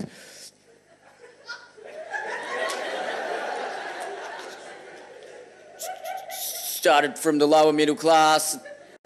Now I'm at the upper middle class. Used to live in the Shire. Now I live in the North Shore. Used to have a home loan. Now I've still got a home loan. But it's on an investment property. And we can, like, we've got good rappers in Australia. I don't think we could ever have a good gangster rapper, though, because, you know, all the good gangster rappers come from America. You hear stuff like, yeah, I sell drugs, that's my own beers. Welfare ain't enough for me to feed my kids. You don't know my story, you've read one page. I can't send my kids to college on minimum wage. So any young thug that come onto my block, I shoot him right there in the chest with my Glock. 2 shots, bang, bang, and that little boy drop. Oh, thank you. I appreciate it, thank you. Whereas, let's be honest, that could never happen in Australia, could it? Oh, yeah, I'll sell drugs. Oh, nah, welfare's pretty good, eh? Don't need to do that. But I'm on minimum wage, I can't send my kids to uni. Oh, hex, yeah, that's a great system. I've got a friend who's really into rap, and he uses a lot of African-American slang, and it just sounds really weird with the Australian accent. Like, he was telling me about this girl that he liked, and I'm sure if he was an actual black guy, he would have said something like, hey, yo, Neil, you know Charlene? Yeah. I'm feeling her, dog. Whereas when my friend said it, it was kind of like, hey, yo, Neil, you know Charlene? I'm feeling her, dog.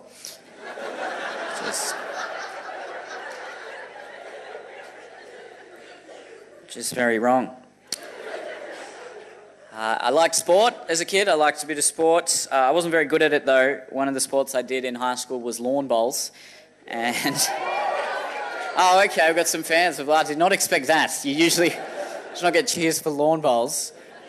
One day, the lawn bowls coach called me soft. I don't know how soft you have to be for a lawn bowls coach to call you soft. That's right. That's like a rugby league coach calling you dumb. Okay, it's just... oh. The guy with the Rabbitohs jersey's not happy, is he?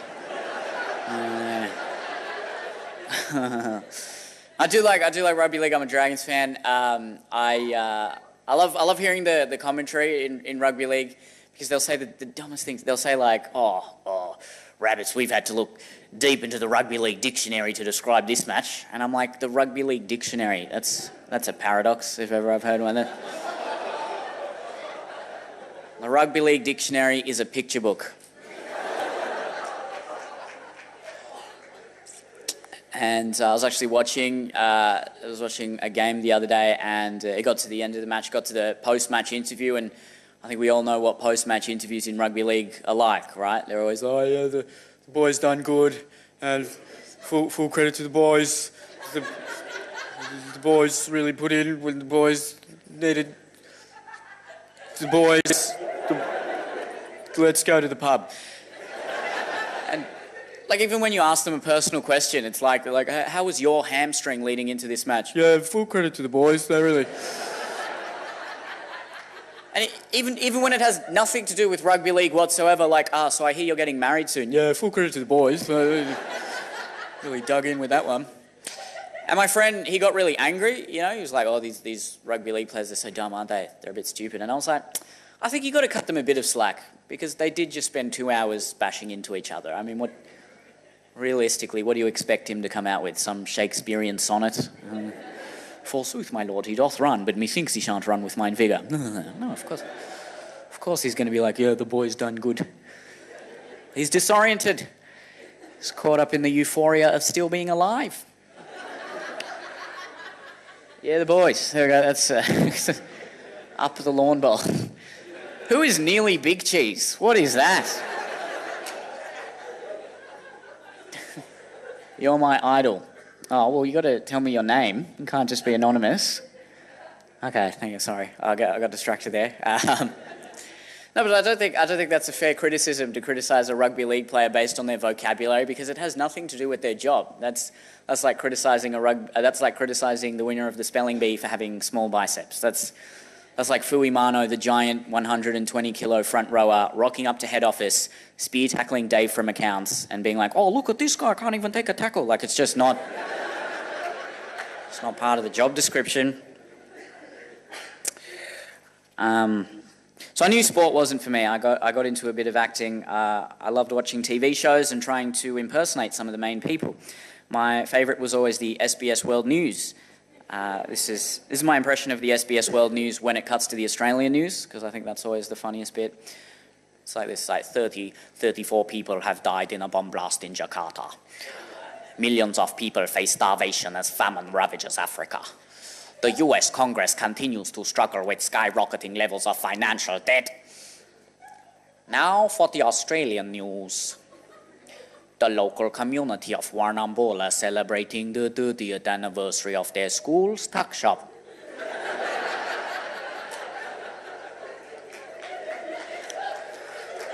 Thank you. Oh, thank you. I feel like Australian TV right now is kind of just like different variations of people complaining about each other. The Bachelor and the Bachelorette, it's just hot people complaining about each other. Home and Away, hot people complaining about each other on a beach. Australian Survivor, hot people complaining about each other in the jungle. And if you do well on one of these shows, you can go on I'm a Celebrity, Get Me Out of Here, which is the exact same thing, except it's full of Australian celebrities. That's another paradox, I think. Being a celebrity in Australia is like being the smartest person in Campbelltown. Like, relatively speaking, you're still useless, okay? And what have you got? What have you got now? Married at first sight. Oh, it's not going to be started on this show. Let me get this straight. Married at first sight. Two people who have never met each other before decide to get married, and shock horror, they end up hating each other and complaining all the time. That's not a TV show. That's called Being Indian, okay?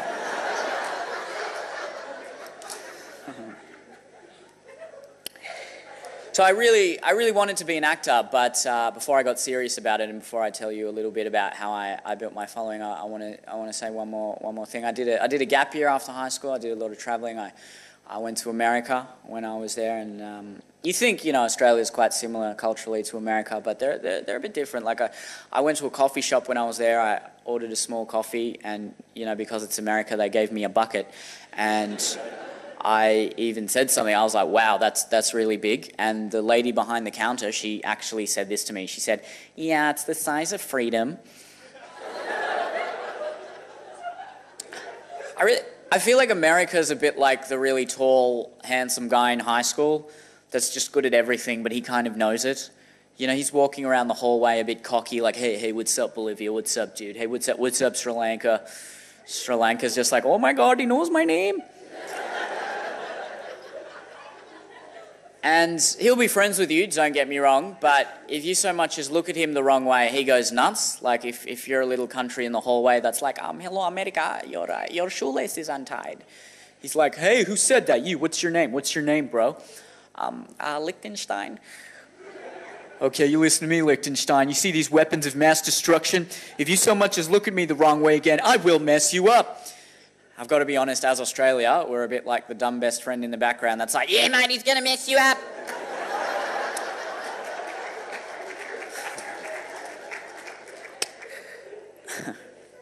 So, that's me before my career. But since then, I've been lucky enough to have been a full-time comedian and internet personality for nearly 5 years. I'm going to tell you all about how I got into what I do, and for those of you considering doing something similar, offer you a few words of advice. Since I was 10, I had a very keen interest in acting. I was a member of all the co-curricular drama pastimes, including captain of the theatre sports team. Yes, hello ladies, forget captain of the footy team, captain of the theatre sports team, right here. May not have a six-pack, but I can do 6 voices for you, yeah. I loved acting, but occasionally I would grow a bit frustrated with some of the high-minded pretentiousness associated with the theatre. You know, I was just a kid from Brighton Le Sands. Portraying Shakespearean characters never really sparked my interest. I would much rather portray Habib the mechanic from Bankstown, you know? Why is he so obsessed with the Bulldogs? So I loved performing, had a talent for impressions, was socially observant, and had an occasionally sarcastic attitude. I always felt like these were the perfect ingredients to become a stand-up comedian. By 15, I knew that was what I wanted to do, but I'll come back to that later. I knew I had to build an audience first, and the internet was the perfect place to do just that. When I was in high school, YouTube was just growing in popularity as a media platform. Newly emerging stars took to the very small screens to flaunt their talents. Australians like My Chonian Community Channel led the charge in its early days. We would always be sharing the latest and most popular video among our friends. I knew how powerful the internet was and could envision it becoming something of the juggernaut it is today. My first ever YouTube video came about over 10 years ago. Filmed on a flip phone camera with fewer megapixels than Oscars won by Leonardo DiCaprio. Come on, you're offended at that one. He's not here. The video was called Curry Boy. To this day, it remains on my channel, but I don't want to talk about it too much because for today's standards, it's probably a bit racist. Nevertheless, it achieved semi-virality in my school, and from there I knew this was something I wanted to keep doing. The years passed, and I filmed a few more videos and short films when I could. I loved filmmaking, but short films were hard to gain traction with. I also struggled doing it alone. Though many of my friends were interested, they were hardly as obsessed as I. Some even took to Facebook to roast me, creating the page, Neil Kolhatka's new video is heaps good, lol JK, they're all shit. Credit where credit is due, that was a good roast, 10 out of 10. It was after high school when my interest really started to take off.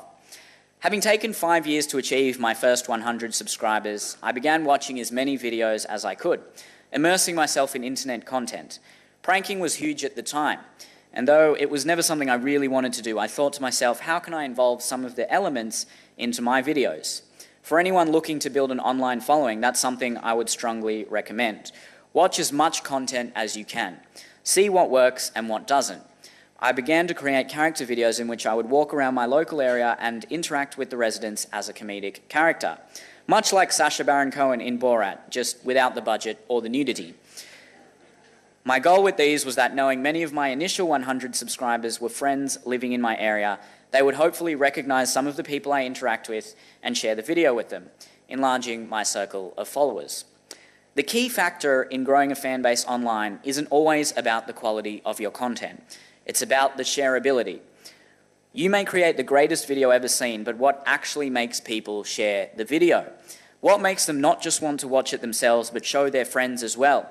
Sometimes you need to be controversial, shocking, unique. If your sole intention is to amass views, sometimes, unfortunately, being so bad and cringeworthy actually works. Just look at the Cash Me Outside girl. She is something. My next 150 subscribers took months instead of years, but it was in 2013 when the videos really took off. I saw how popular vlogging was compared to short films, so I began doing some of my own, but each as a different character. These were easy to make, but still weren't going as viral as I would have hoped. In the mass of content cluttering people's Facebook newsfeed, I needed to stand out. I needed to grab people's attention. I continued on with the character vlogs, but instead of doing a single character per video, I would cram as many as I could into one. I would also add all sorts of attention-grabbing elements which I had seen work previously for other YouTubers. Getting to the punchline as quickly as possible, shoving a multitude of jokes into short, sharp videos, screaming, throwing things around in my bedroom, anything that the average person looking through their newsfeed couldn't ignore. I knew I would either shock, entertain, annoy, or offend people, but the main thing was I was commanding their attention and eliciting a reaction. No one could react with indifference. I was creating something people simply couldn't ignore. It took me a couple of weeks to go from 250 subscribers to 1,000 subscribers. Within a week after that, I got to 10,000 subscribers, and a few months after that, I was at 100,000. The fact that I had such a substantial back catalogue of videos allowed people to see my full range before they followed me. And from there, I had the audience. I could pursue what I wanted to pursue. I could sell shows across Australia and give my all to this internet thing. I dropped out of uni, much to the dismay of my Indian parents, and became a full-time comedian. The next step for me was making sure if people were paying to see me, I was offering them something better than what they get online for free. Luckily, I had a few years under my belt performing stand-up comedy around dingy comedy rooms, generally full of drunk tradies. And look, if you can make drunk tradies laugh, you can make anyone laugh. So I kind of knew what I was doing. The next hurdle I wanted to overcome was breaking the one-trick pony internet guy facade. Sometimes the niche that propels you into internet stardom isn't always what you want to be known for. People knew me as the guy who did those crazy impressions in his bedroom, but nothing else. I didn't want to be a 40-year-old man sitting in his parents' house, even though that's pretty normal for Indians, but I was desperate. I was desperate to show I had a lot more to offer. The bulk of my audience was also very Australian, and I really wanted to reach audiences all over the world. That's another wonderful thing about the internet. It's not TV where you can only reach people in a certain country. You can reach anyone, anywhere, from Russia to Tasmania. It's entirely possible. So slowly but surely, I began to post a wide range of content onto my channel. There was some initial pushback, but over the long term, this worked a treat. I posted a multitude of stand-up clips and went back to my roots of filmmaking, now focusing on creating political shorts that have gained traction all over the world. These are now some of my most well-known videos, with many having been translated into different languages, airing on US TV, and have upwards of millions of views. And to think it all began with Curry Boy. I really do think satire is one of the most powerful forms of comedy, and though at face value many of my videos can seem lowbrow and incendiary, they've always been layered and complex. I try to shock people into thinking deeper about certain issues. I've never been one for contrived messages. The most powerful tools we have in art and comedy are nuance and satire, especially in today's cultural climate. Preaching a particular viewpoint, condescension, and incessant moralizing does not work. We need to incept perspectives into a viewer or listener, and there's no better way to do that than through comedy, in my opinion. Nothing is more powerful than laughter. The best jokes, videos, or ideas are ones that not only make you laugh, but make you think. Jokes or films that you continually come back to, that have an everlasting place in your memory. When veiled behind laughter, you can get away with saying so much more than you could if you were just arguing. Making something truly funny gives you that license. If people feel like they're being told what to think, they tune out. But if they're laughing and not immediately realizing they're being persuaded or moved on a particular issue, they're far more receptive. With the internet, you all have a voice. And if you can build an audience, that voice becomes louder. You can use an internet following and for so many things, to build a career, to help people, to promote change. Whatever it is you want to do, an online audience is an amazing thing. As it stands, I really couldn't be happier with where my career is right now. I have plenty of followers on online media, not to brag, but whatever. What's going on? Okay. I need to exercise more. 4 more hours of kneel, please. Right in the kneels. This is... Guys, who's coming up with these names? These are great. Paddy G Revenge. What does that mean? That sounds scary. All right. So there's Paddy G Revenge and then Paddy G. Oh, I'll marry. Oh, okay. I haven't been noticing these. Trying to be serious here and you're all laughing. Okay. I've been lucky enough now to have been paired with some brands and do a few sponsored videos as well. One of the first sponsored videos I did was called How to Make a Fragrance Commercial, and it was sponsored by a fragrance company. And they were even lucky enough and laid back, I was lucky enough that the company was laid back to let me write the entire thing. The sketch was based around the premise that male fragrance commercials are all exactly the same. It's just some good-looking male model who just looks to the camera and gives you life advice. He's just there, shirtless, digging a hole, and just, be the best you can be. Giorgio Armani. It doesn't make any sense. I really feel like that guy can say anything as well, you know? You just, tomatoes are a fruit, Giorgio Armani.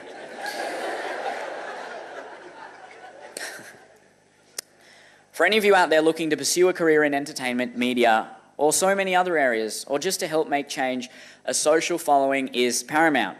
Coming to an employer or a show with an established audience, however small and niche it may be, will always put you in good stead.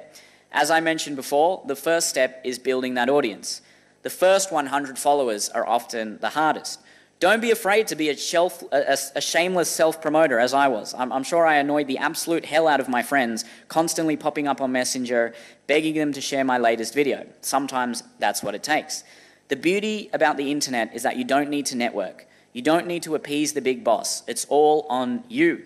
Like I said earlier, all you need is a YouTube or Facebook account, which I'm sure most of you already have.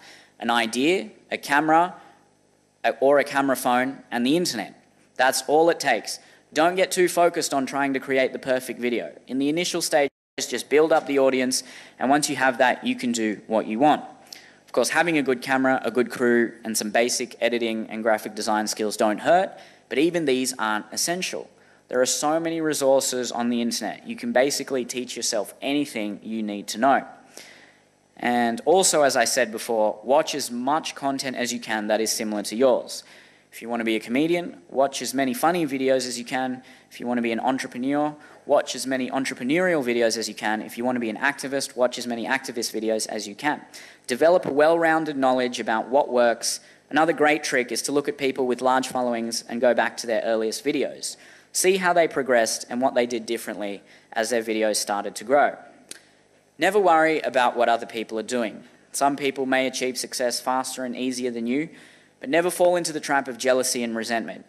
Never ask yourself, why is that person doing better than me? Always ask yourself, what could I be doing better? And that refers to any aspect in your life, not just the internet. Don't be afraid to take risks. You are not beholden to anyone. It's all you. The internet is an extremely powerful resource.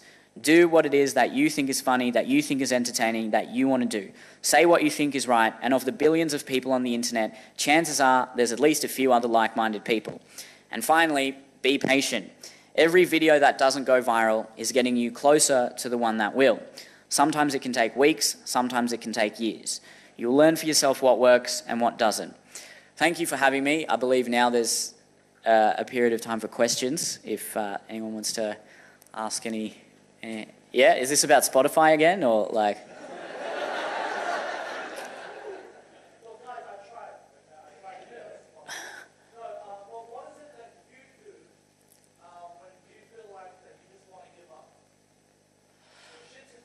Oh. Just in terms of my career giving up, or like, are you talking more generally in terms of life, or? Okay, well, I suppose I'll go with my career first. There's always like writer's block and anything like that with anyone in the arts, and I don't know, I'm sort of lucky enough to have stand-up comedy and YouTube going, so if I'm feeling a bit dull in one of those particular aspects, I generally just try to focus on one of the other aspects, take a break, just think about things, hang out with friends, family, that sort of stuff. Yeah, what works for me might not work for you, but that's generally what I do. I change it up and change my environment, I guess. Yeah. I love the fragrance commercial one. I think that's my favourite. I think it's one that I'm pretty proud of. And yeah, I'd say that's my favourite one. Yeah. No, I don't like that. I hate watching my own videos. Maybe when I leave, you can watch it if you want. Oh, you've all got phones. You can watch it on your phone, right? Are you the one from Birong? Was that you, or? Bonnyrigg. Oh, why did I say Birrong? Damn. Okay. Awkward. She sounds angry. It's Bonnyrigg, mate. Get it right. Yep. The Blue Mountains. Oh, basically anywhere that's like west of Sydney, just bogan jokes. That's all I've got. That's Blue Mountains. Somebody told me what the... No, probably just Lithgow jokes, I guess. You guys always... Oh, I don't know. They're just weird. The train. Oh, the train's gone, hasn't it? The little like model train thing. Zigzag. That's right. So now they've got nothing. Oh no. Are you? You're not from Lithgow, are you? Or? Oh, okay. No. Okay. Yeah, I don't want to run into her. Any other questions? Any? How was the transition from media? Yep. Well, like I said, I was always sort of doing both. I was always doing live comedy and theatre acting and things like that. And it just so happened that I developed an audience for it, because before I was still doing it, but you know, I just didn't have anyone to perform to. Yeah. Oh, it's gone. Screensaver. Doing my job. Anyone out? Any other? Yeah?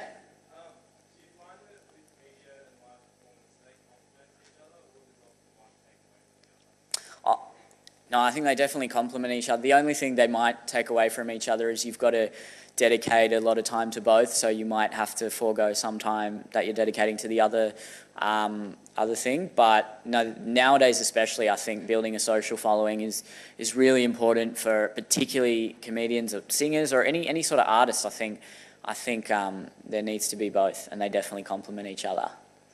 Yep.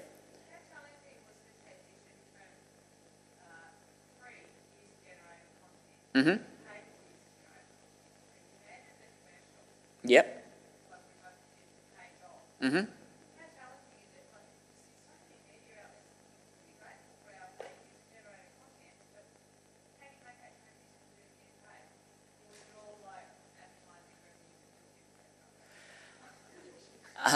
Well, it depends. Like, you do get quite a bit of advertising revenue from YouTube.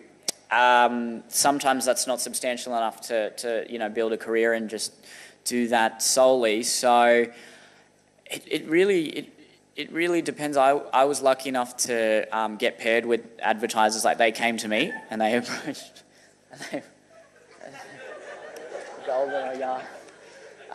They approached me. Say no to the what? Do I have any comments about Goulburn or Yas?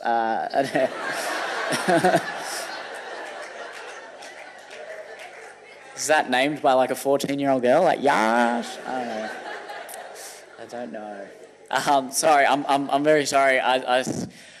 I try to like be quite subtle if it's a sponsored video, so the video wasn't obviously an advertisement, because I think when people are used to seeing free content, they tune out immediately when it's an obvious ad. So I think advertisers and marketers need to be quite clever with how they integrate their advertising and marketing into online content, and I think there's no better people to do that than the people who actually create the content. So yeah, that's probably the best way I can answer that one. Yep.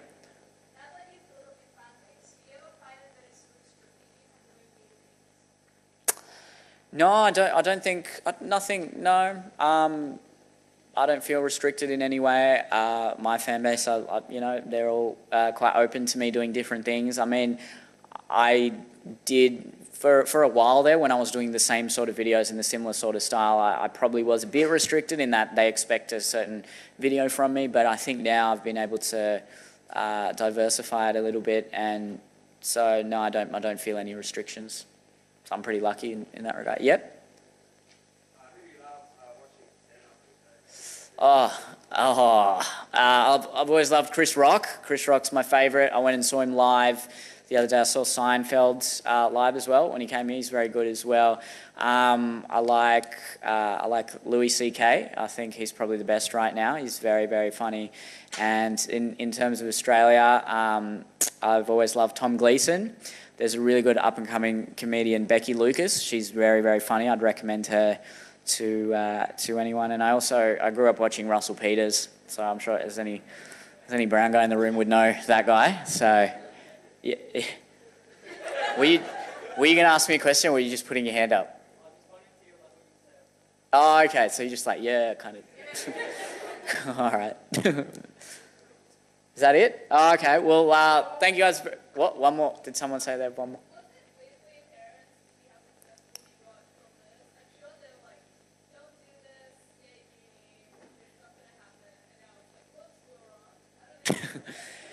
Yeah, well, they were Indian parents, so they were not keen on this at all. They don't, you know, now I think they've come around to it and they're very supportive in it. They were always supportive. They're like, do what you want to do what you love. But they were always like, you know, we'd really prefer if you stayed in uni. But eventually I was just like, no, I'm doing this. It wasn't like that. I wasn't like, I'm running away.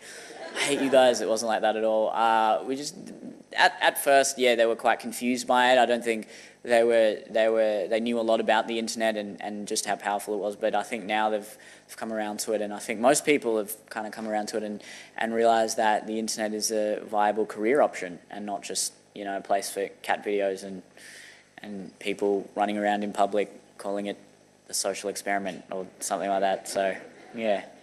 Okay, is that...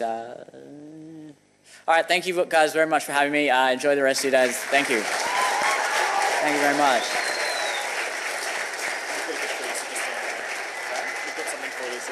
Oh, cool. Oh, you got something for... Oh, no.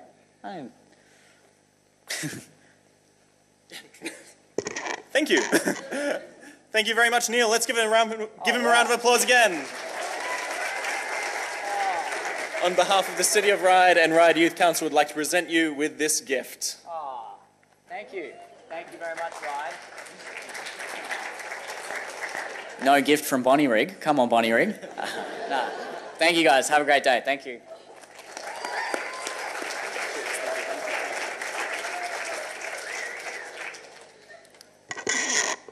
Alrighty. Next up, we have Claire Madden. Claire is a social researcher, media commentator, keynote presenter, TEDx speaker, business consultant, and founder and director of the strategy and communications agency Hello Clarity.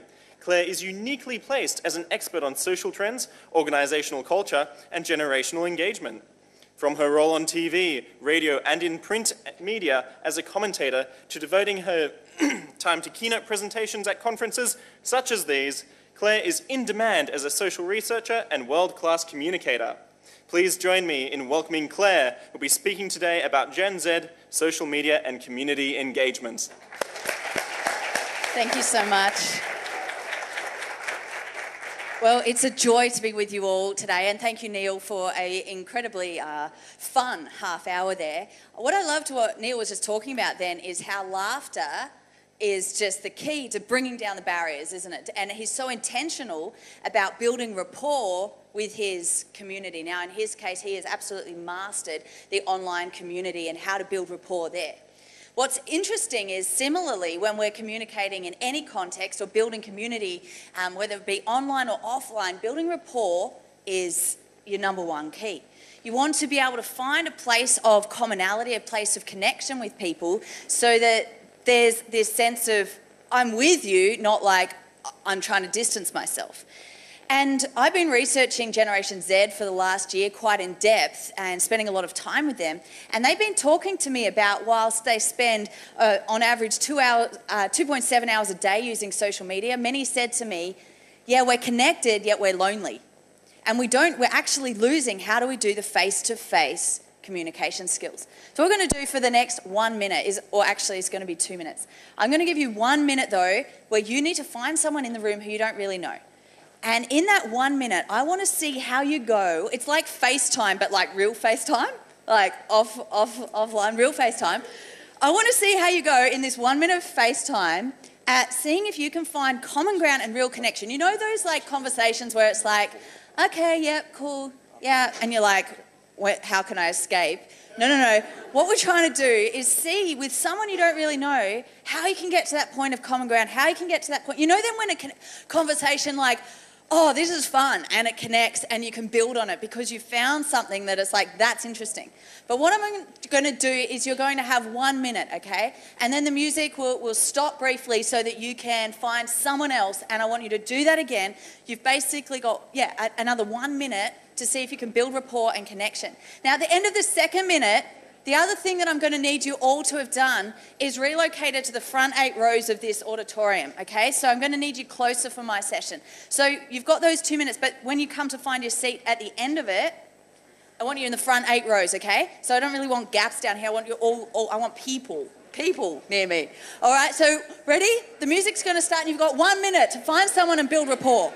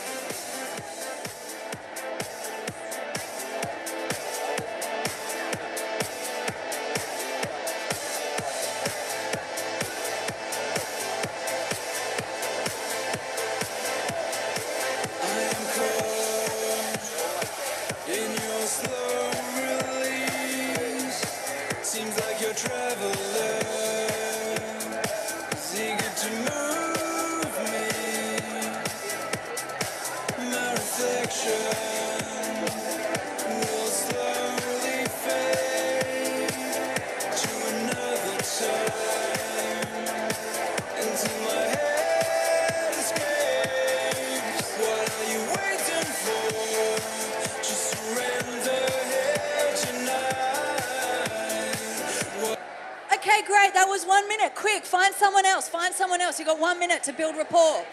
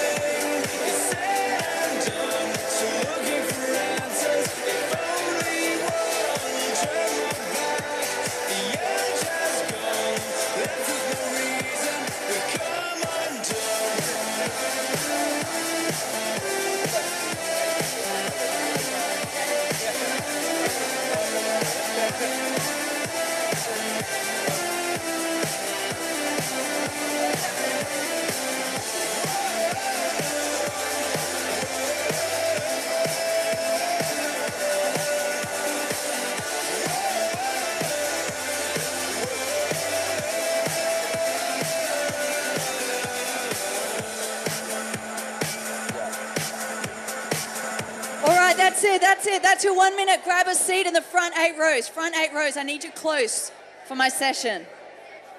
Come on down.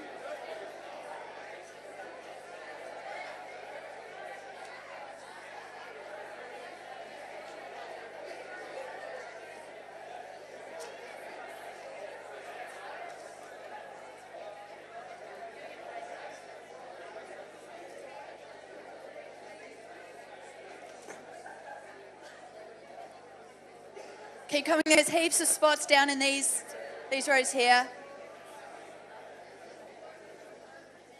There's like a whole empty row crying out for people.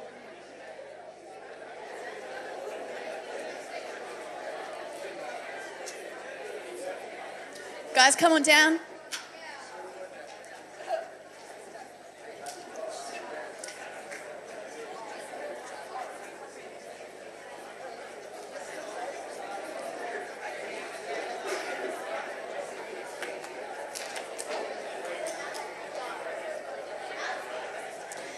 Thank you so much for that, and thanks for coming close. It just really helps with what the interactions and things we want to do in this session. How did you go? How was that 1 minute of intentionally connecting and building rapport? What was that like for you?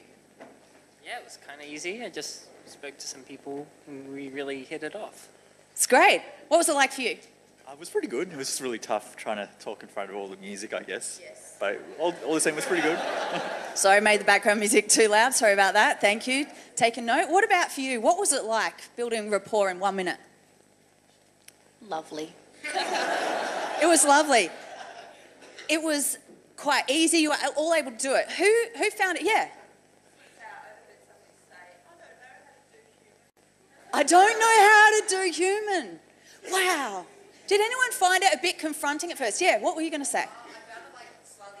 Yeah. Yeah. Yes.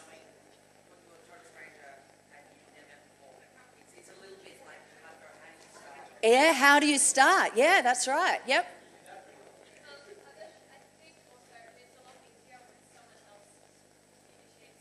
Yeah.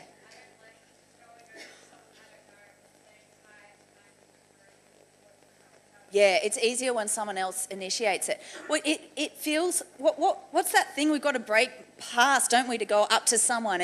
There's like a bit of a, yeah, it's breaking the ice. It's that confidence thing. It's, well, what are they going to think of me? Are they going to respond to me? Are they going to ignore me? It's a bit about acceptance and rejection that we're working through before we even go and say hello to someone, isn't it? It's a bit vulnerable to be the person who initiates. What else did people experience or think about? Yeah. Yeah. How long did the awkwardness last for? A minute. Someone said a minute. Brilliant. But even if it lasted for a minute, are you okay? Yeah, you're okay. And you just practiced connecting with another human, doing human. You just practice that. Now, do you know, I think if you can master this thing of connecting with people, building rapport quickly with anyone and everyone, whoever they are, you are going to be absolutely set apart in your generation. And you're going to be a standout in whatever field you work in and whatever employment area you have. But in terms of building community, which all of you are doing in your leadership roles in the New South Wales Youth Council, if you can not only do this yourself, but cultivate a community, because people are longing for connection, longing for belonging. It is so deep in the human heart. Yet, as a generation, more than ever, we are using our screens as social risk reducers. Who feels more comfortable? If I told you just for that 2-minute activity, get out your phone and just scroll social media, who would have found that more comfortable? Everyone probably would have just about found that more comfortable. Why is that? We feel safer. We can turn up to a party where we don't know people, and the first thing you want to do is get out your phone and just like scroll and hide, yeah? Screens for us, for our generation, are so accessible that they've become, I just put myself in your generation, it makes me feel a bit younger than I am, but it makes us feel safe because it's not as confronting. So we're very comfortable behind our screens, but if we can actually, but it's not satisfying the depth of the need for connection in our generation. It's really not. Calls to child helplines about kids feeling lonely has like tripled in the last 5 years. Kids are feeling more lonely. We've got more connections than ever before. What is going on? You see, what I think we've become really good at is breadth. Like if you think about content, how much breadth of content we can be across in like 3 seconds thanks to Google and Siri, you know? But what about depth? When it comes to learning things at a deep level, that can be like a real wrestle, can't it? Be like, why would I even bother memorizing that or learning that? I'll just ask Google like when I need to find out. The same thing, I think, in terms of building communities, we're threatened well, what's at threat is that we've substituted a depth of relationship for breadth of connection. So we're getting a lot of our affirmation from how many likes we're getting on Instagram, but there's this longing for real deep connection and belonging. And in your roles, what you're doing is you're building communities. Now, we're going to look at, you can do that online. And online is absolutely a key part of this. And it means that we can actually make connections beyond geographic proximity. It means that we can be in constant connectivity, pick up where we left off, help keep people connected in a really easy way. But it also means it can help facilitate the offline connections. And so what we want to do in what you're doing in your local communities is no matter how many friends we have online, it's still not going to satisfy the human heart a need for real community offline as well. And so what you're in the midst of is how as a generation and as leaders in your generation, can you facilitate real community? That's what I want us to think about. We're living in times of extraordinary change, extraordinary. It's so rapid. It's unprecedented in its speed, its scale, and its scope. And your generation have been born into this time of rapid change. Did you get your infographic when you came in? Look down the side of this. Just in the lifetime of Gen Z, so our Gen Zs were born 1995 to 2009, okay? So this year our Gen Zs, or our post-millennials, they are aged 8 to 22. There's probably many of you in here. Who's a Gen Z in here? Many of you are Gen Zs, and we've probably got some Gen Ys, so born 1980 to 1994. I'm at the upper end of that category, yeah. So we've got Gen Ys, known as millennials, Gen Zs, in this room. You look at the technology that's come out, just some of the key technology on that timeline, just in your lifetime. I was interviewing a number of young people about their generation, about Generation Z, and a kid called Nathan, he'd born in the year 2000, said to me, like, life without Google would be impossible, I reckon. Like, how would you do any of your assignments? You'd have to go to the library and read books. I reckon it would be so hard. I'm like, yeah. He was born 3 years after Google was registered as a domain and can't imagine life without Google. When I was at school, did this happen to any of you, or had it stopped by the time you were at school? That when the teacher in maths, they said that you're going to need to learn how to do this without a calculator because you won't be carrying one around in your back pocket everywhere you go. Who was told that? Were any of you told that? Probably, yeah. But now, like, who's carrying around a calculator everywhere they go? So the need to memorize information has changed. Yeah, in our smartphones, we're carrying this around. What it's done is a fundamental shift in the need to memorize content. Our generations go, why would we learn that or memorize that just in case we might need to know it, when really it's about accessing it just in time. We've had these quite significant shifts. Did anyone remember using the internet in the early days of the internet when it was just coming out? I was cleaning up my room yesterday and I found this letter from a pen pal that I had as a child, and she goes at the end of this letter, she goes, do you have the internet? If you do, my email address is, I was like, these were the days where this was like the internet we were using, remember? Hey, Netscape. Do you remember Alta Vista search engine and like searching things? Who remembers negotiating with the family? Are any of you old enough to negotiate with the family, to unplug the family phone line so that you could dial up? Yeah? I mean, it was pretty epic to be able to get your information there rather than having to go to the library, but we had a whole lot more patience then. You know now how you get, I noticed, yesterday I was doing some work and I was downloading a document that someone in Venezuela had sent me. Like, it's just a crazy kind of world that we're in now. Just doing some work for me on something, and I was downloading it and it took like probably 8 seconds to download. And so I'm downloading it, I'm like, oh. And so whilst that 8 seconds is happening, I've clicked over to my Gmail and I'm like looking at something else. Like, we're constantly kind of like filling every second now. But back in the day, gosh, we had patience. Because if you wanted to download something, this is what will come up. Estimated time left, 39 years, people. 39 years to open that document. The year 2000 was pretty exciting. Out came the Nokia 3310 or the 3320 soon after. Have one of those, did you? Yes? Yes? Anyone still using one?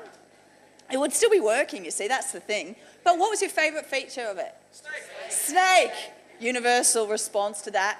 You knew you were moving with the times. That one in the second bottom drawer. Out came the flip phone, which really was pretty exciting. But like I was saying, this is the only world Gen Zs have ever known.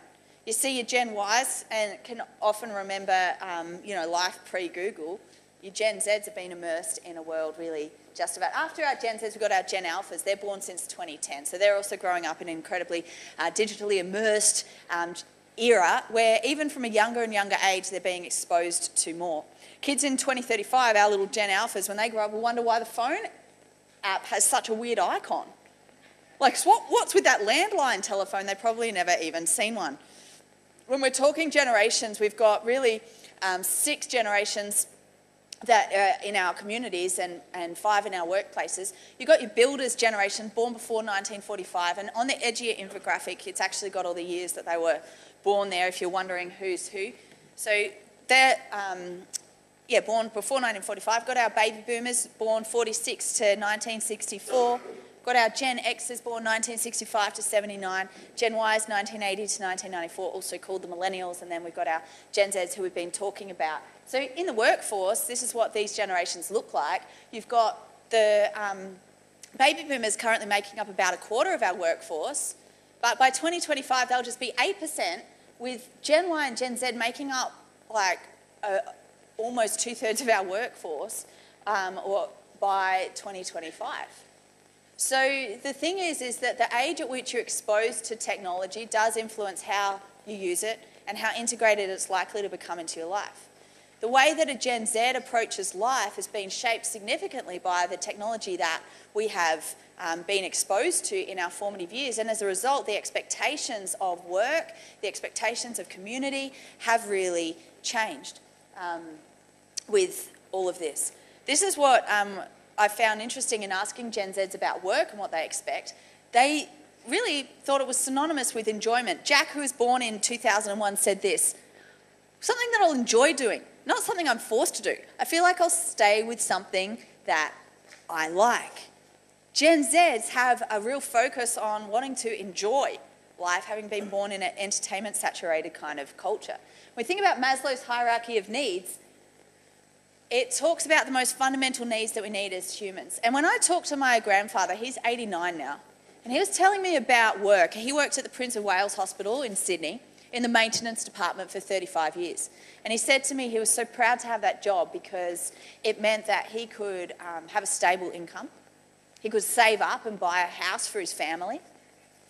I didn't hear him saying, it gave me opportunities to travel the world. I had such a sense of purpose and meaning. And yet when our generations come into the workforce, we're not saying, I really want a job here that I can have for 3.5 decades. Have you heard any Gen Z say that? No. They're going, hey, I want to make a difference in the world. I want to have a sense of meaning. I want to be part of something together. I want to have friends at work. I want to have community. Why is that? Well, we've had our survival and security needs largely provided for us on a silver platter. We haven't lived through a great economic crisis or Great Depression or significant event like that, which has meant we've, had those issues. So we've had that provided. So we come in going, I need a sense of community. I need a sense of belonging. And this Gen Z are deeply social, deeply social. That's why they're constantly connected to their devices. And it's not just a practical tool, like the iPhone or the smartphone or whatever. It's like an emotional connection to that thing, yeah? You might even notice that in your own life. You feel safer when it's around you, and you feel like affirmation and things all get channeled through this because of your social network. But nonetheless, whether we're building communities in our local areas or what we're doing, social needs are important. And self-actualization, having a sense of purpose, meaning, resonates very deeply for young people. And we can help communicate that with what we're doing in our local communities. What I found interesting is many young people said to me, yeah, we've been told we can change the world, but we actually don't know what we can do.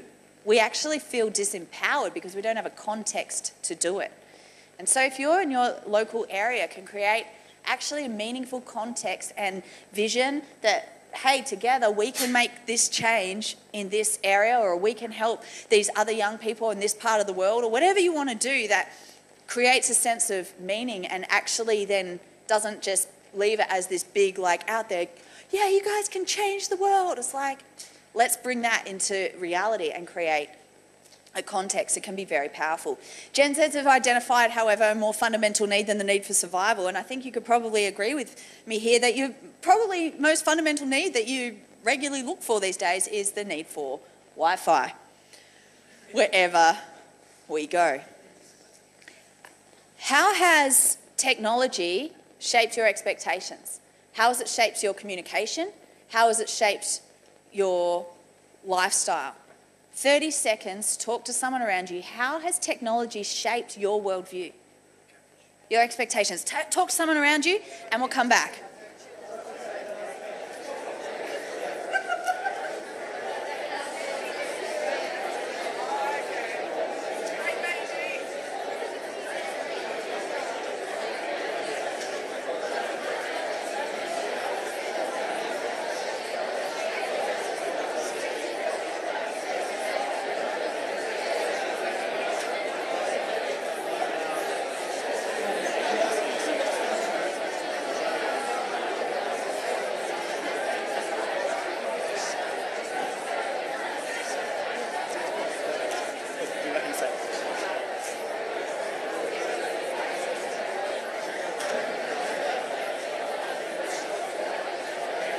Okay, great. Wrap it up there. What were some people discussing there? What were you talking about? What was that? What? Who wants to share what you were just discussing? Yes.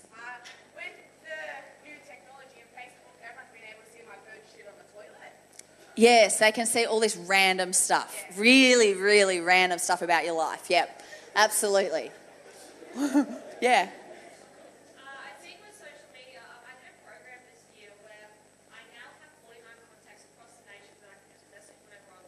Wow. And I think social media has just spread my worldview, where I'm more connected to things on a life level than just my area. Absolutely. Absolutely. It's very powerful. Yeah, absolutely. It's removed the barriers. It's reduced barriers to entry. It's removed and enabled us to create and maintain connections, regardless of our geographic proximity, hasn't it? Yeah, I'll just take a thought here, yeah.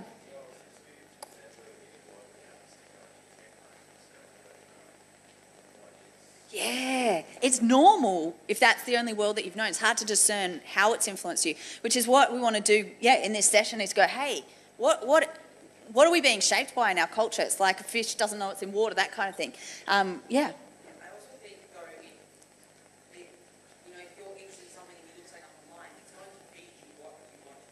Yeah. Yeah, that's true. We can become actually myopic in our view of what we are exposed to. I'm going to take one more just because we've got to keep moving. Yeah, go here.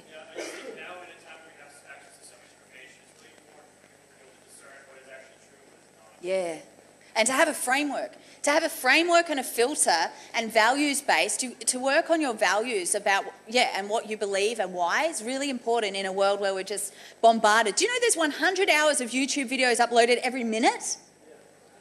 100 hours. I mean, I know that you might want to be, a YouTuber like we just heard, and that's amazing, but gosh, you've got to cut through a lot of content, don't you? Because this week there was 115 years of content uploaded onto YouTube. You could spend your entire lifetime just watching this week's YouTube videos and you wouldn't even get through them. Isn't that amazing? That's the kind of content there is. When I've been asking Gen Zs about what shapes your generation, what's defined your generation, the two most resounding thoughts were around technology and social media, much of which you've already discussed. But I did see this meme along the way that a Gen Z saw an old floppy disk and said, wow, cool, you 3D printed the save icon.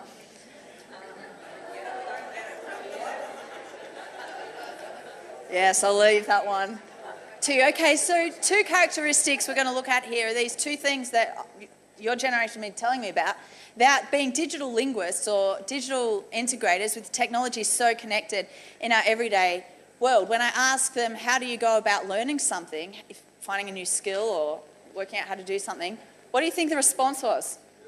Yes, just Google it. There are 6 billion Google searches every single day now. This is what Brooke said. For school, I just Google it. Why go to my textbook? What's the point of flicking through 10 pages in a textbook when you can just Google it? Now, you might not think that's funny because you might think, yeah, that's exactly spot on. But when I tell that to older generations, oh my goodness, it's just an entirely different kind of expectation about how quickly we can access things. Some asked Siri, particularly younger ones. They're like, oh, just get Siri. Siri's become the new homework companion. It's like, hey Siri, can you define this word for my English assignment? And Siri will define the word and they'll write that in. Some watch YouTube video. Others say they ask mum and dad, but no word of a lie. They said, but mum and dad would probably say, just Google it. Yeah. That's what Matt said. I just Google it. Maybe read the first couple of links that Google gives me. I never go past the first page of Google though. That's about it. And we probably can all relate to Matt and to this meme which says that you now know you're desperate for an answer when you look at the second page of Google. That's like in-depth research for our generation. But the thing I want us to think about is what is the culture we are in? Because like you're just saying, well, we don't even realise we're in it. Because it's all we've ever known and we're very comfortable in it. And I do want us to think about, well, what's the impact of this when we're building communities? What's the impact of the breadth versus depth thing that we were talking about a little bit earlier. What I found absolutely hilarious in this research was all the unwritten rules, like full stops or dots, as I was taught, like Lauren. Texting rules, you can't send a sentence with a full stop at the end because you look mad, or K dot because you look angry, like I'm done with you. A dot is like, don't talk to me. I got my point across, but I don't want to reply because I dotted you. Anyone relate? If you're mad, you finish your sentences off with a dot. People will say, why are you mad? You normally don't use full stops to end your text. You use extra letters on the end of the word or use an emoji. I told my mum because every time she did a dot at the end, I thought she was mad at me. It's blunt. It cuts off. Amazing. Amazing, but there's many rules. What's quite amazing is how integrated... Siri has helped me graduate. I love that. Learn to Google better. Brilliant. The merge of the online-offline worlds, the augmented reality, Pokemon Go really brought that to the fore. The increased virtual reality we're going to be experiencing, being able to have all of these sensory experiences. But what's interesting as a generation, we've become so hyper-connected and sensory overloaded. That's a good grammar sentence, Claire. But we've become so hyper-connected that sometimes we find that we can't focus on properly relating or engaging with where we are right here, right now, processing emotions, being present with a person, like actually emotionally present, physically present, mind present, because we're so used to the constant attentional shifts that come through this use of media. This is what Annie said. She goes, I think we have a short attention span, to be honest. If I read something, I'm not hooked on it in the first few lines, I won't read it. If I watch TV, and generally on my phone as well, I find it hard to do one thing. Oliver, I think our attention span is extremely short and it's anything that catches our eye distracts us with so much stuff going on. I think it might be a bit difficult when we get jobs. Oliver, I think you're onto something. But what's interesting is when we want to create engagement with people for longer than just a quick, moment, how do we do that? How do we help young people actually prioritise what's important in life? How do we help them to engage in real, authentic community when everything is about quick, fast movement? When it comes to social networking, it's quite amazing how there's a spectrum of how involved we are on social networking. And there are great benefits of social networking. I love what people were talking about before, how it's connected us to communities. But there's some research from the Australian Psychological Society, which is very interesting, and it talks about those people who use it in an overly excessive way experience more FOMO, more fear of missing out. They start to get more worried that they're missing out on what their friends are doing on social events and what's really happening, because it can actually feed comparison and kill contentment very quickly. Because what we're doing on social media is we're often really good at projecting our picture-perfect lives, but we are, what we do when we're in our bedroom is where they're scrolling social media and going, wow, everyone's life is so exciting and my life is so boring. I'm sitting at home on a Saturday night while everyone else is having a fun time. And so it can actually create a sense of loneliness and discontentment because of that comparison. And I want you to think about this one thought. As you go away from here and you're building communities online and offline with the young people in your region, I want you to think about what culture of social media you're going to create for your young people and for your community. How are you going to use social media? Because social media can be an incredibly powerful tool at building connections, keeping people aware of what's going on, creating a sense of acceptance and people contributing. Or it can create a sense of I'm not good enough to be part of what's going on. So you can set, just as you were able to build rapport in that 1 minute, you can build rapport and an inclusiveness with the way that you use social media. A classic quote here from one of the girls I was interviewing. She said this: between the two of us, we don't miss anything. If I shower, she's not showering, and I'll come back and say, you missed this, this happened. That's like how much some people are totally needing to, I guess the FOMO has gone so far that people feel like they need to be on it all the time. Who woke up with a smartphone this morning? And who checked social media before they were even out of bed? Yes. This is the amazing thing. It's often the first thing that we go to before we're out of bed and the last thing that we check before we sleep. They're the main platforms, you know, that Gen Zs are using and that we can create rapport across different platforms. Facebook's often used for memes and for sharing the news, for finding out what's happening, and we can use memes. We can create rapport with our community. So police, New South Wales Police are really quite clever at this. They've got a lot of followers and they do this. We're in for a scorcher, keep hydrated New South Wales, and then play some meme like this. That feeling when you walk into the building with air conditioning. Quite clever though at building rapport. The next thing on their site will be like, we've just made an arrest of these 3 people who've done this, you know, big drug thing. And it's like, but they've got this following because they've created rapport, and we can do that in our social media use as well. Messenger, Instagram. Instagram often about managing personal brands, and the amount of effort that goes into people's perfect picture, you know, perfect show reels on Instagram is amazing. One kid said this to me, even about the captions. Oh, the captions, the captions. You need something cute, funny, not pathetic, a little sarcastic, but it can't be too try-hard. It can't be too long, but if it's one word, it looks like you didn't try hard enough. You need to carefully select your emojis. There are rules to everything. But what I found, and you would know this in working with young people, is the stress that is being experienced by this amazing generation who are creative and brilliant and entrepreneurial and fun and all these things, but there's underneath the surface, I did find a lot of young people talking to me about the stress that they experience underneath all of this. Naomi talked about how that's become a bit of an obsession with this generation. That means so many people are completely lost without their ability to check Facebook or completely focused on getting enough likes on Instagram. And what I know that you have the power to do in your communities is actually help people find their identity, not just in their online likes, not just in how many Instagram likes they get that day.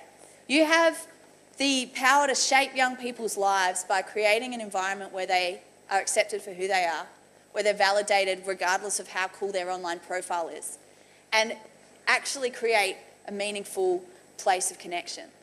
The thing that struck me the most in the research I've been doing over the last year was the experience or the description of their well-being.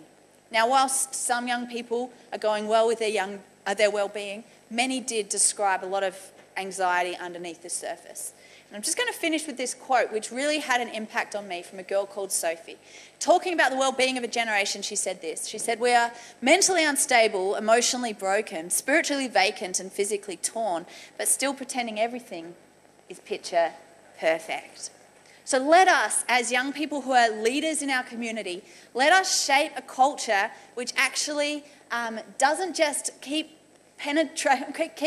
spreading this sort of, online reality where it's actually fake, but let's use online to build real connections that then help build real communities and a place where people are accepted for who they are, and that we can help them build their identity, not just in how many likes they get, but their identity grounded in something far more significant. Does that sound like a good idea? Excellent. Well, thank you everyone for your time. You're delightful and it's been a joy to be with you. Congratulations on all you're doing in your communities.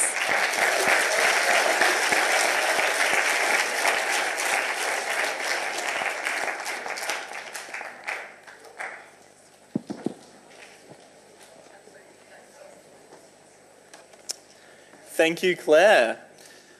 That was fantastic. On behalf of the City of Ryde and Ryde Youth Council, please accept this gift with our thanks.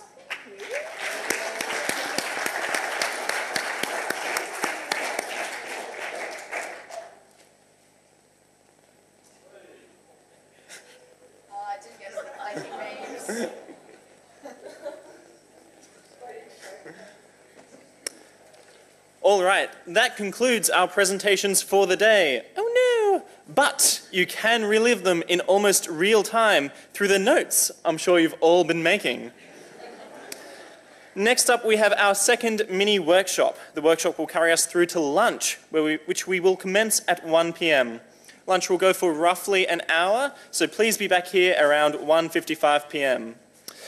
For YDOs, the Local Government Youth Development Network meeting is now on upstairs. If you could all please make your way up there, that would be great. For all delegates, please now find your group. Your group leaders will now be making their way to the front of the stage, and we'll get the workshop started.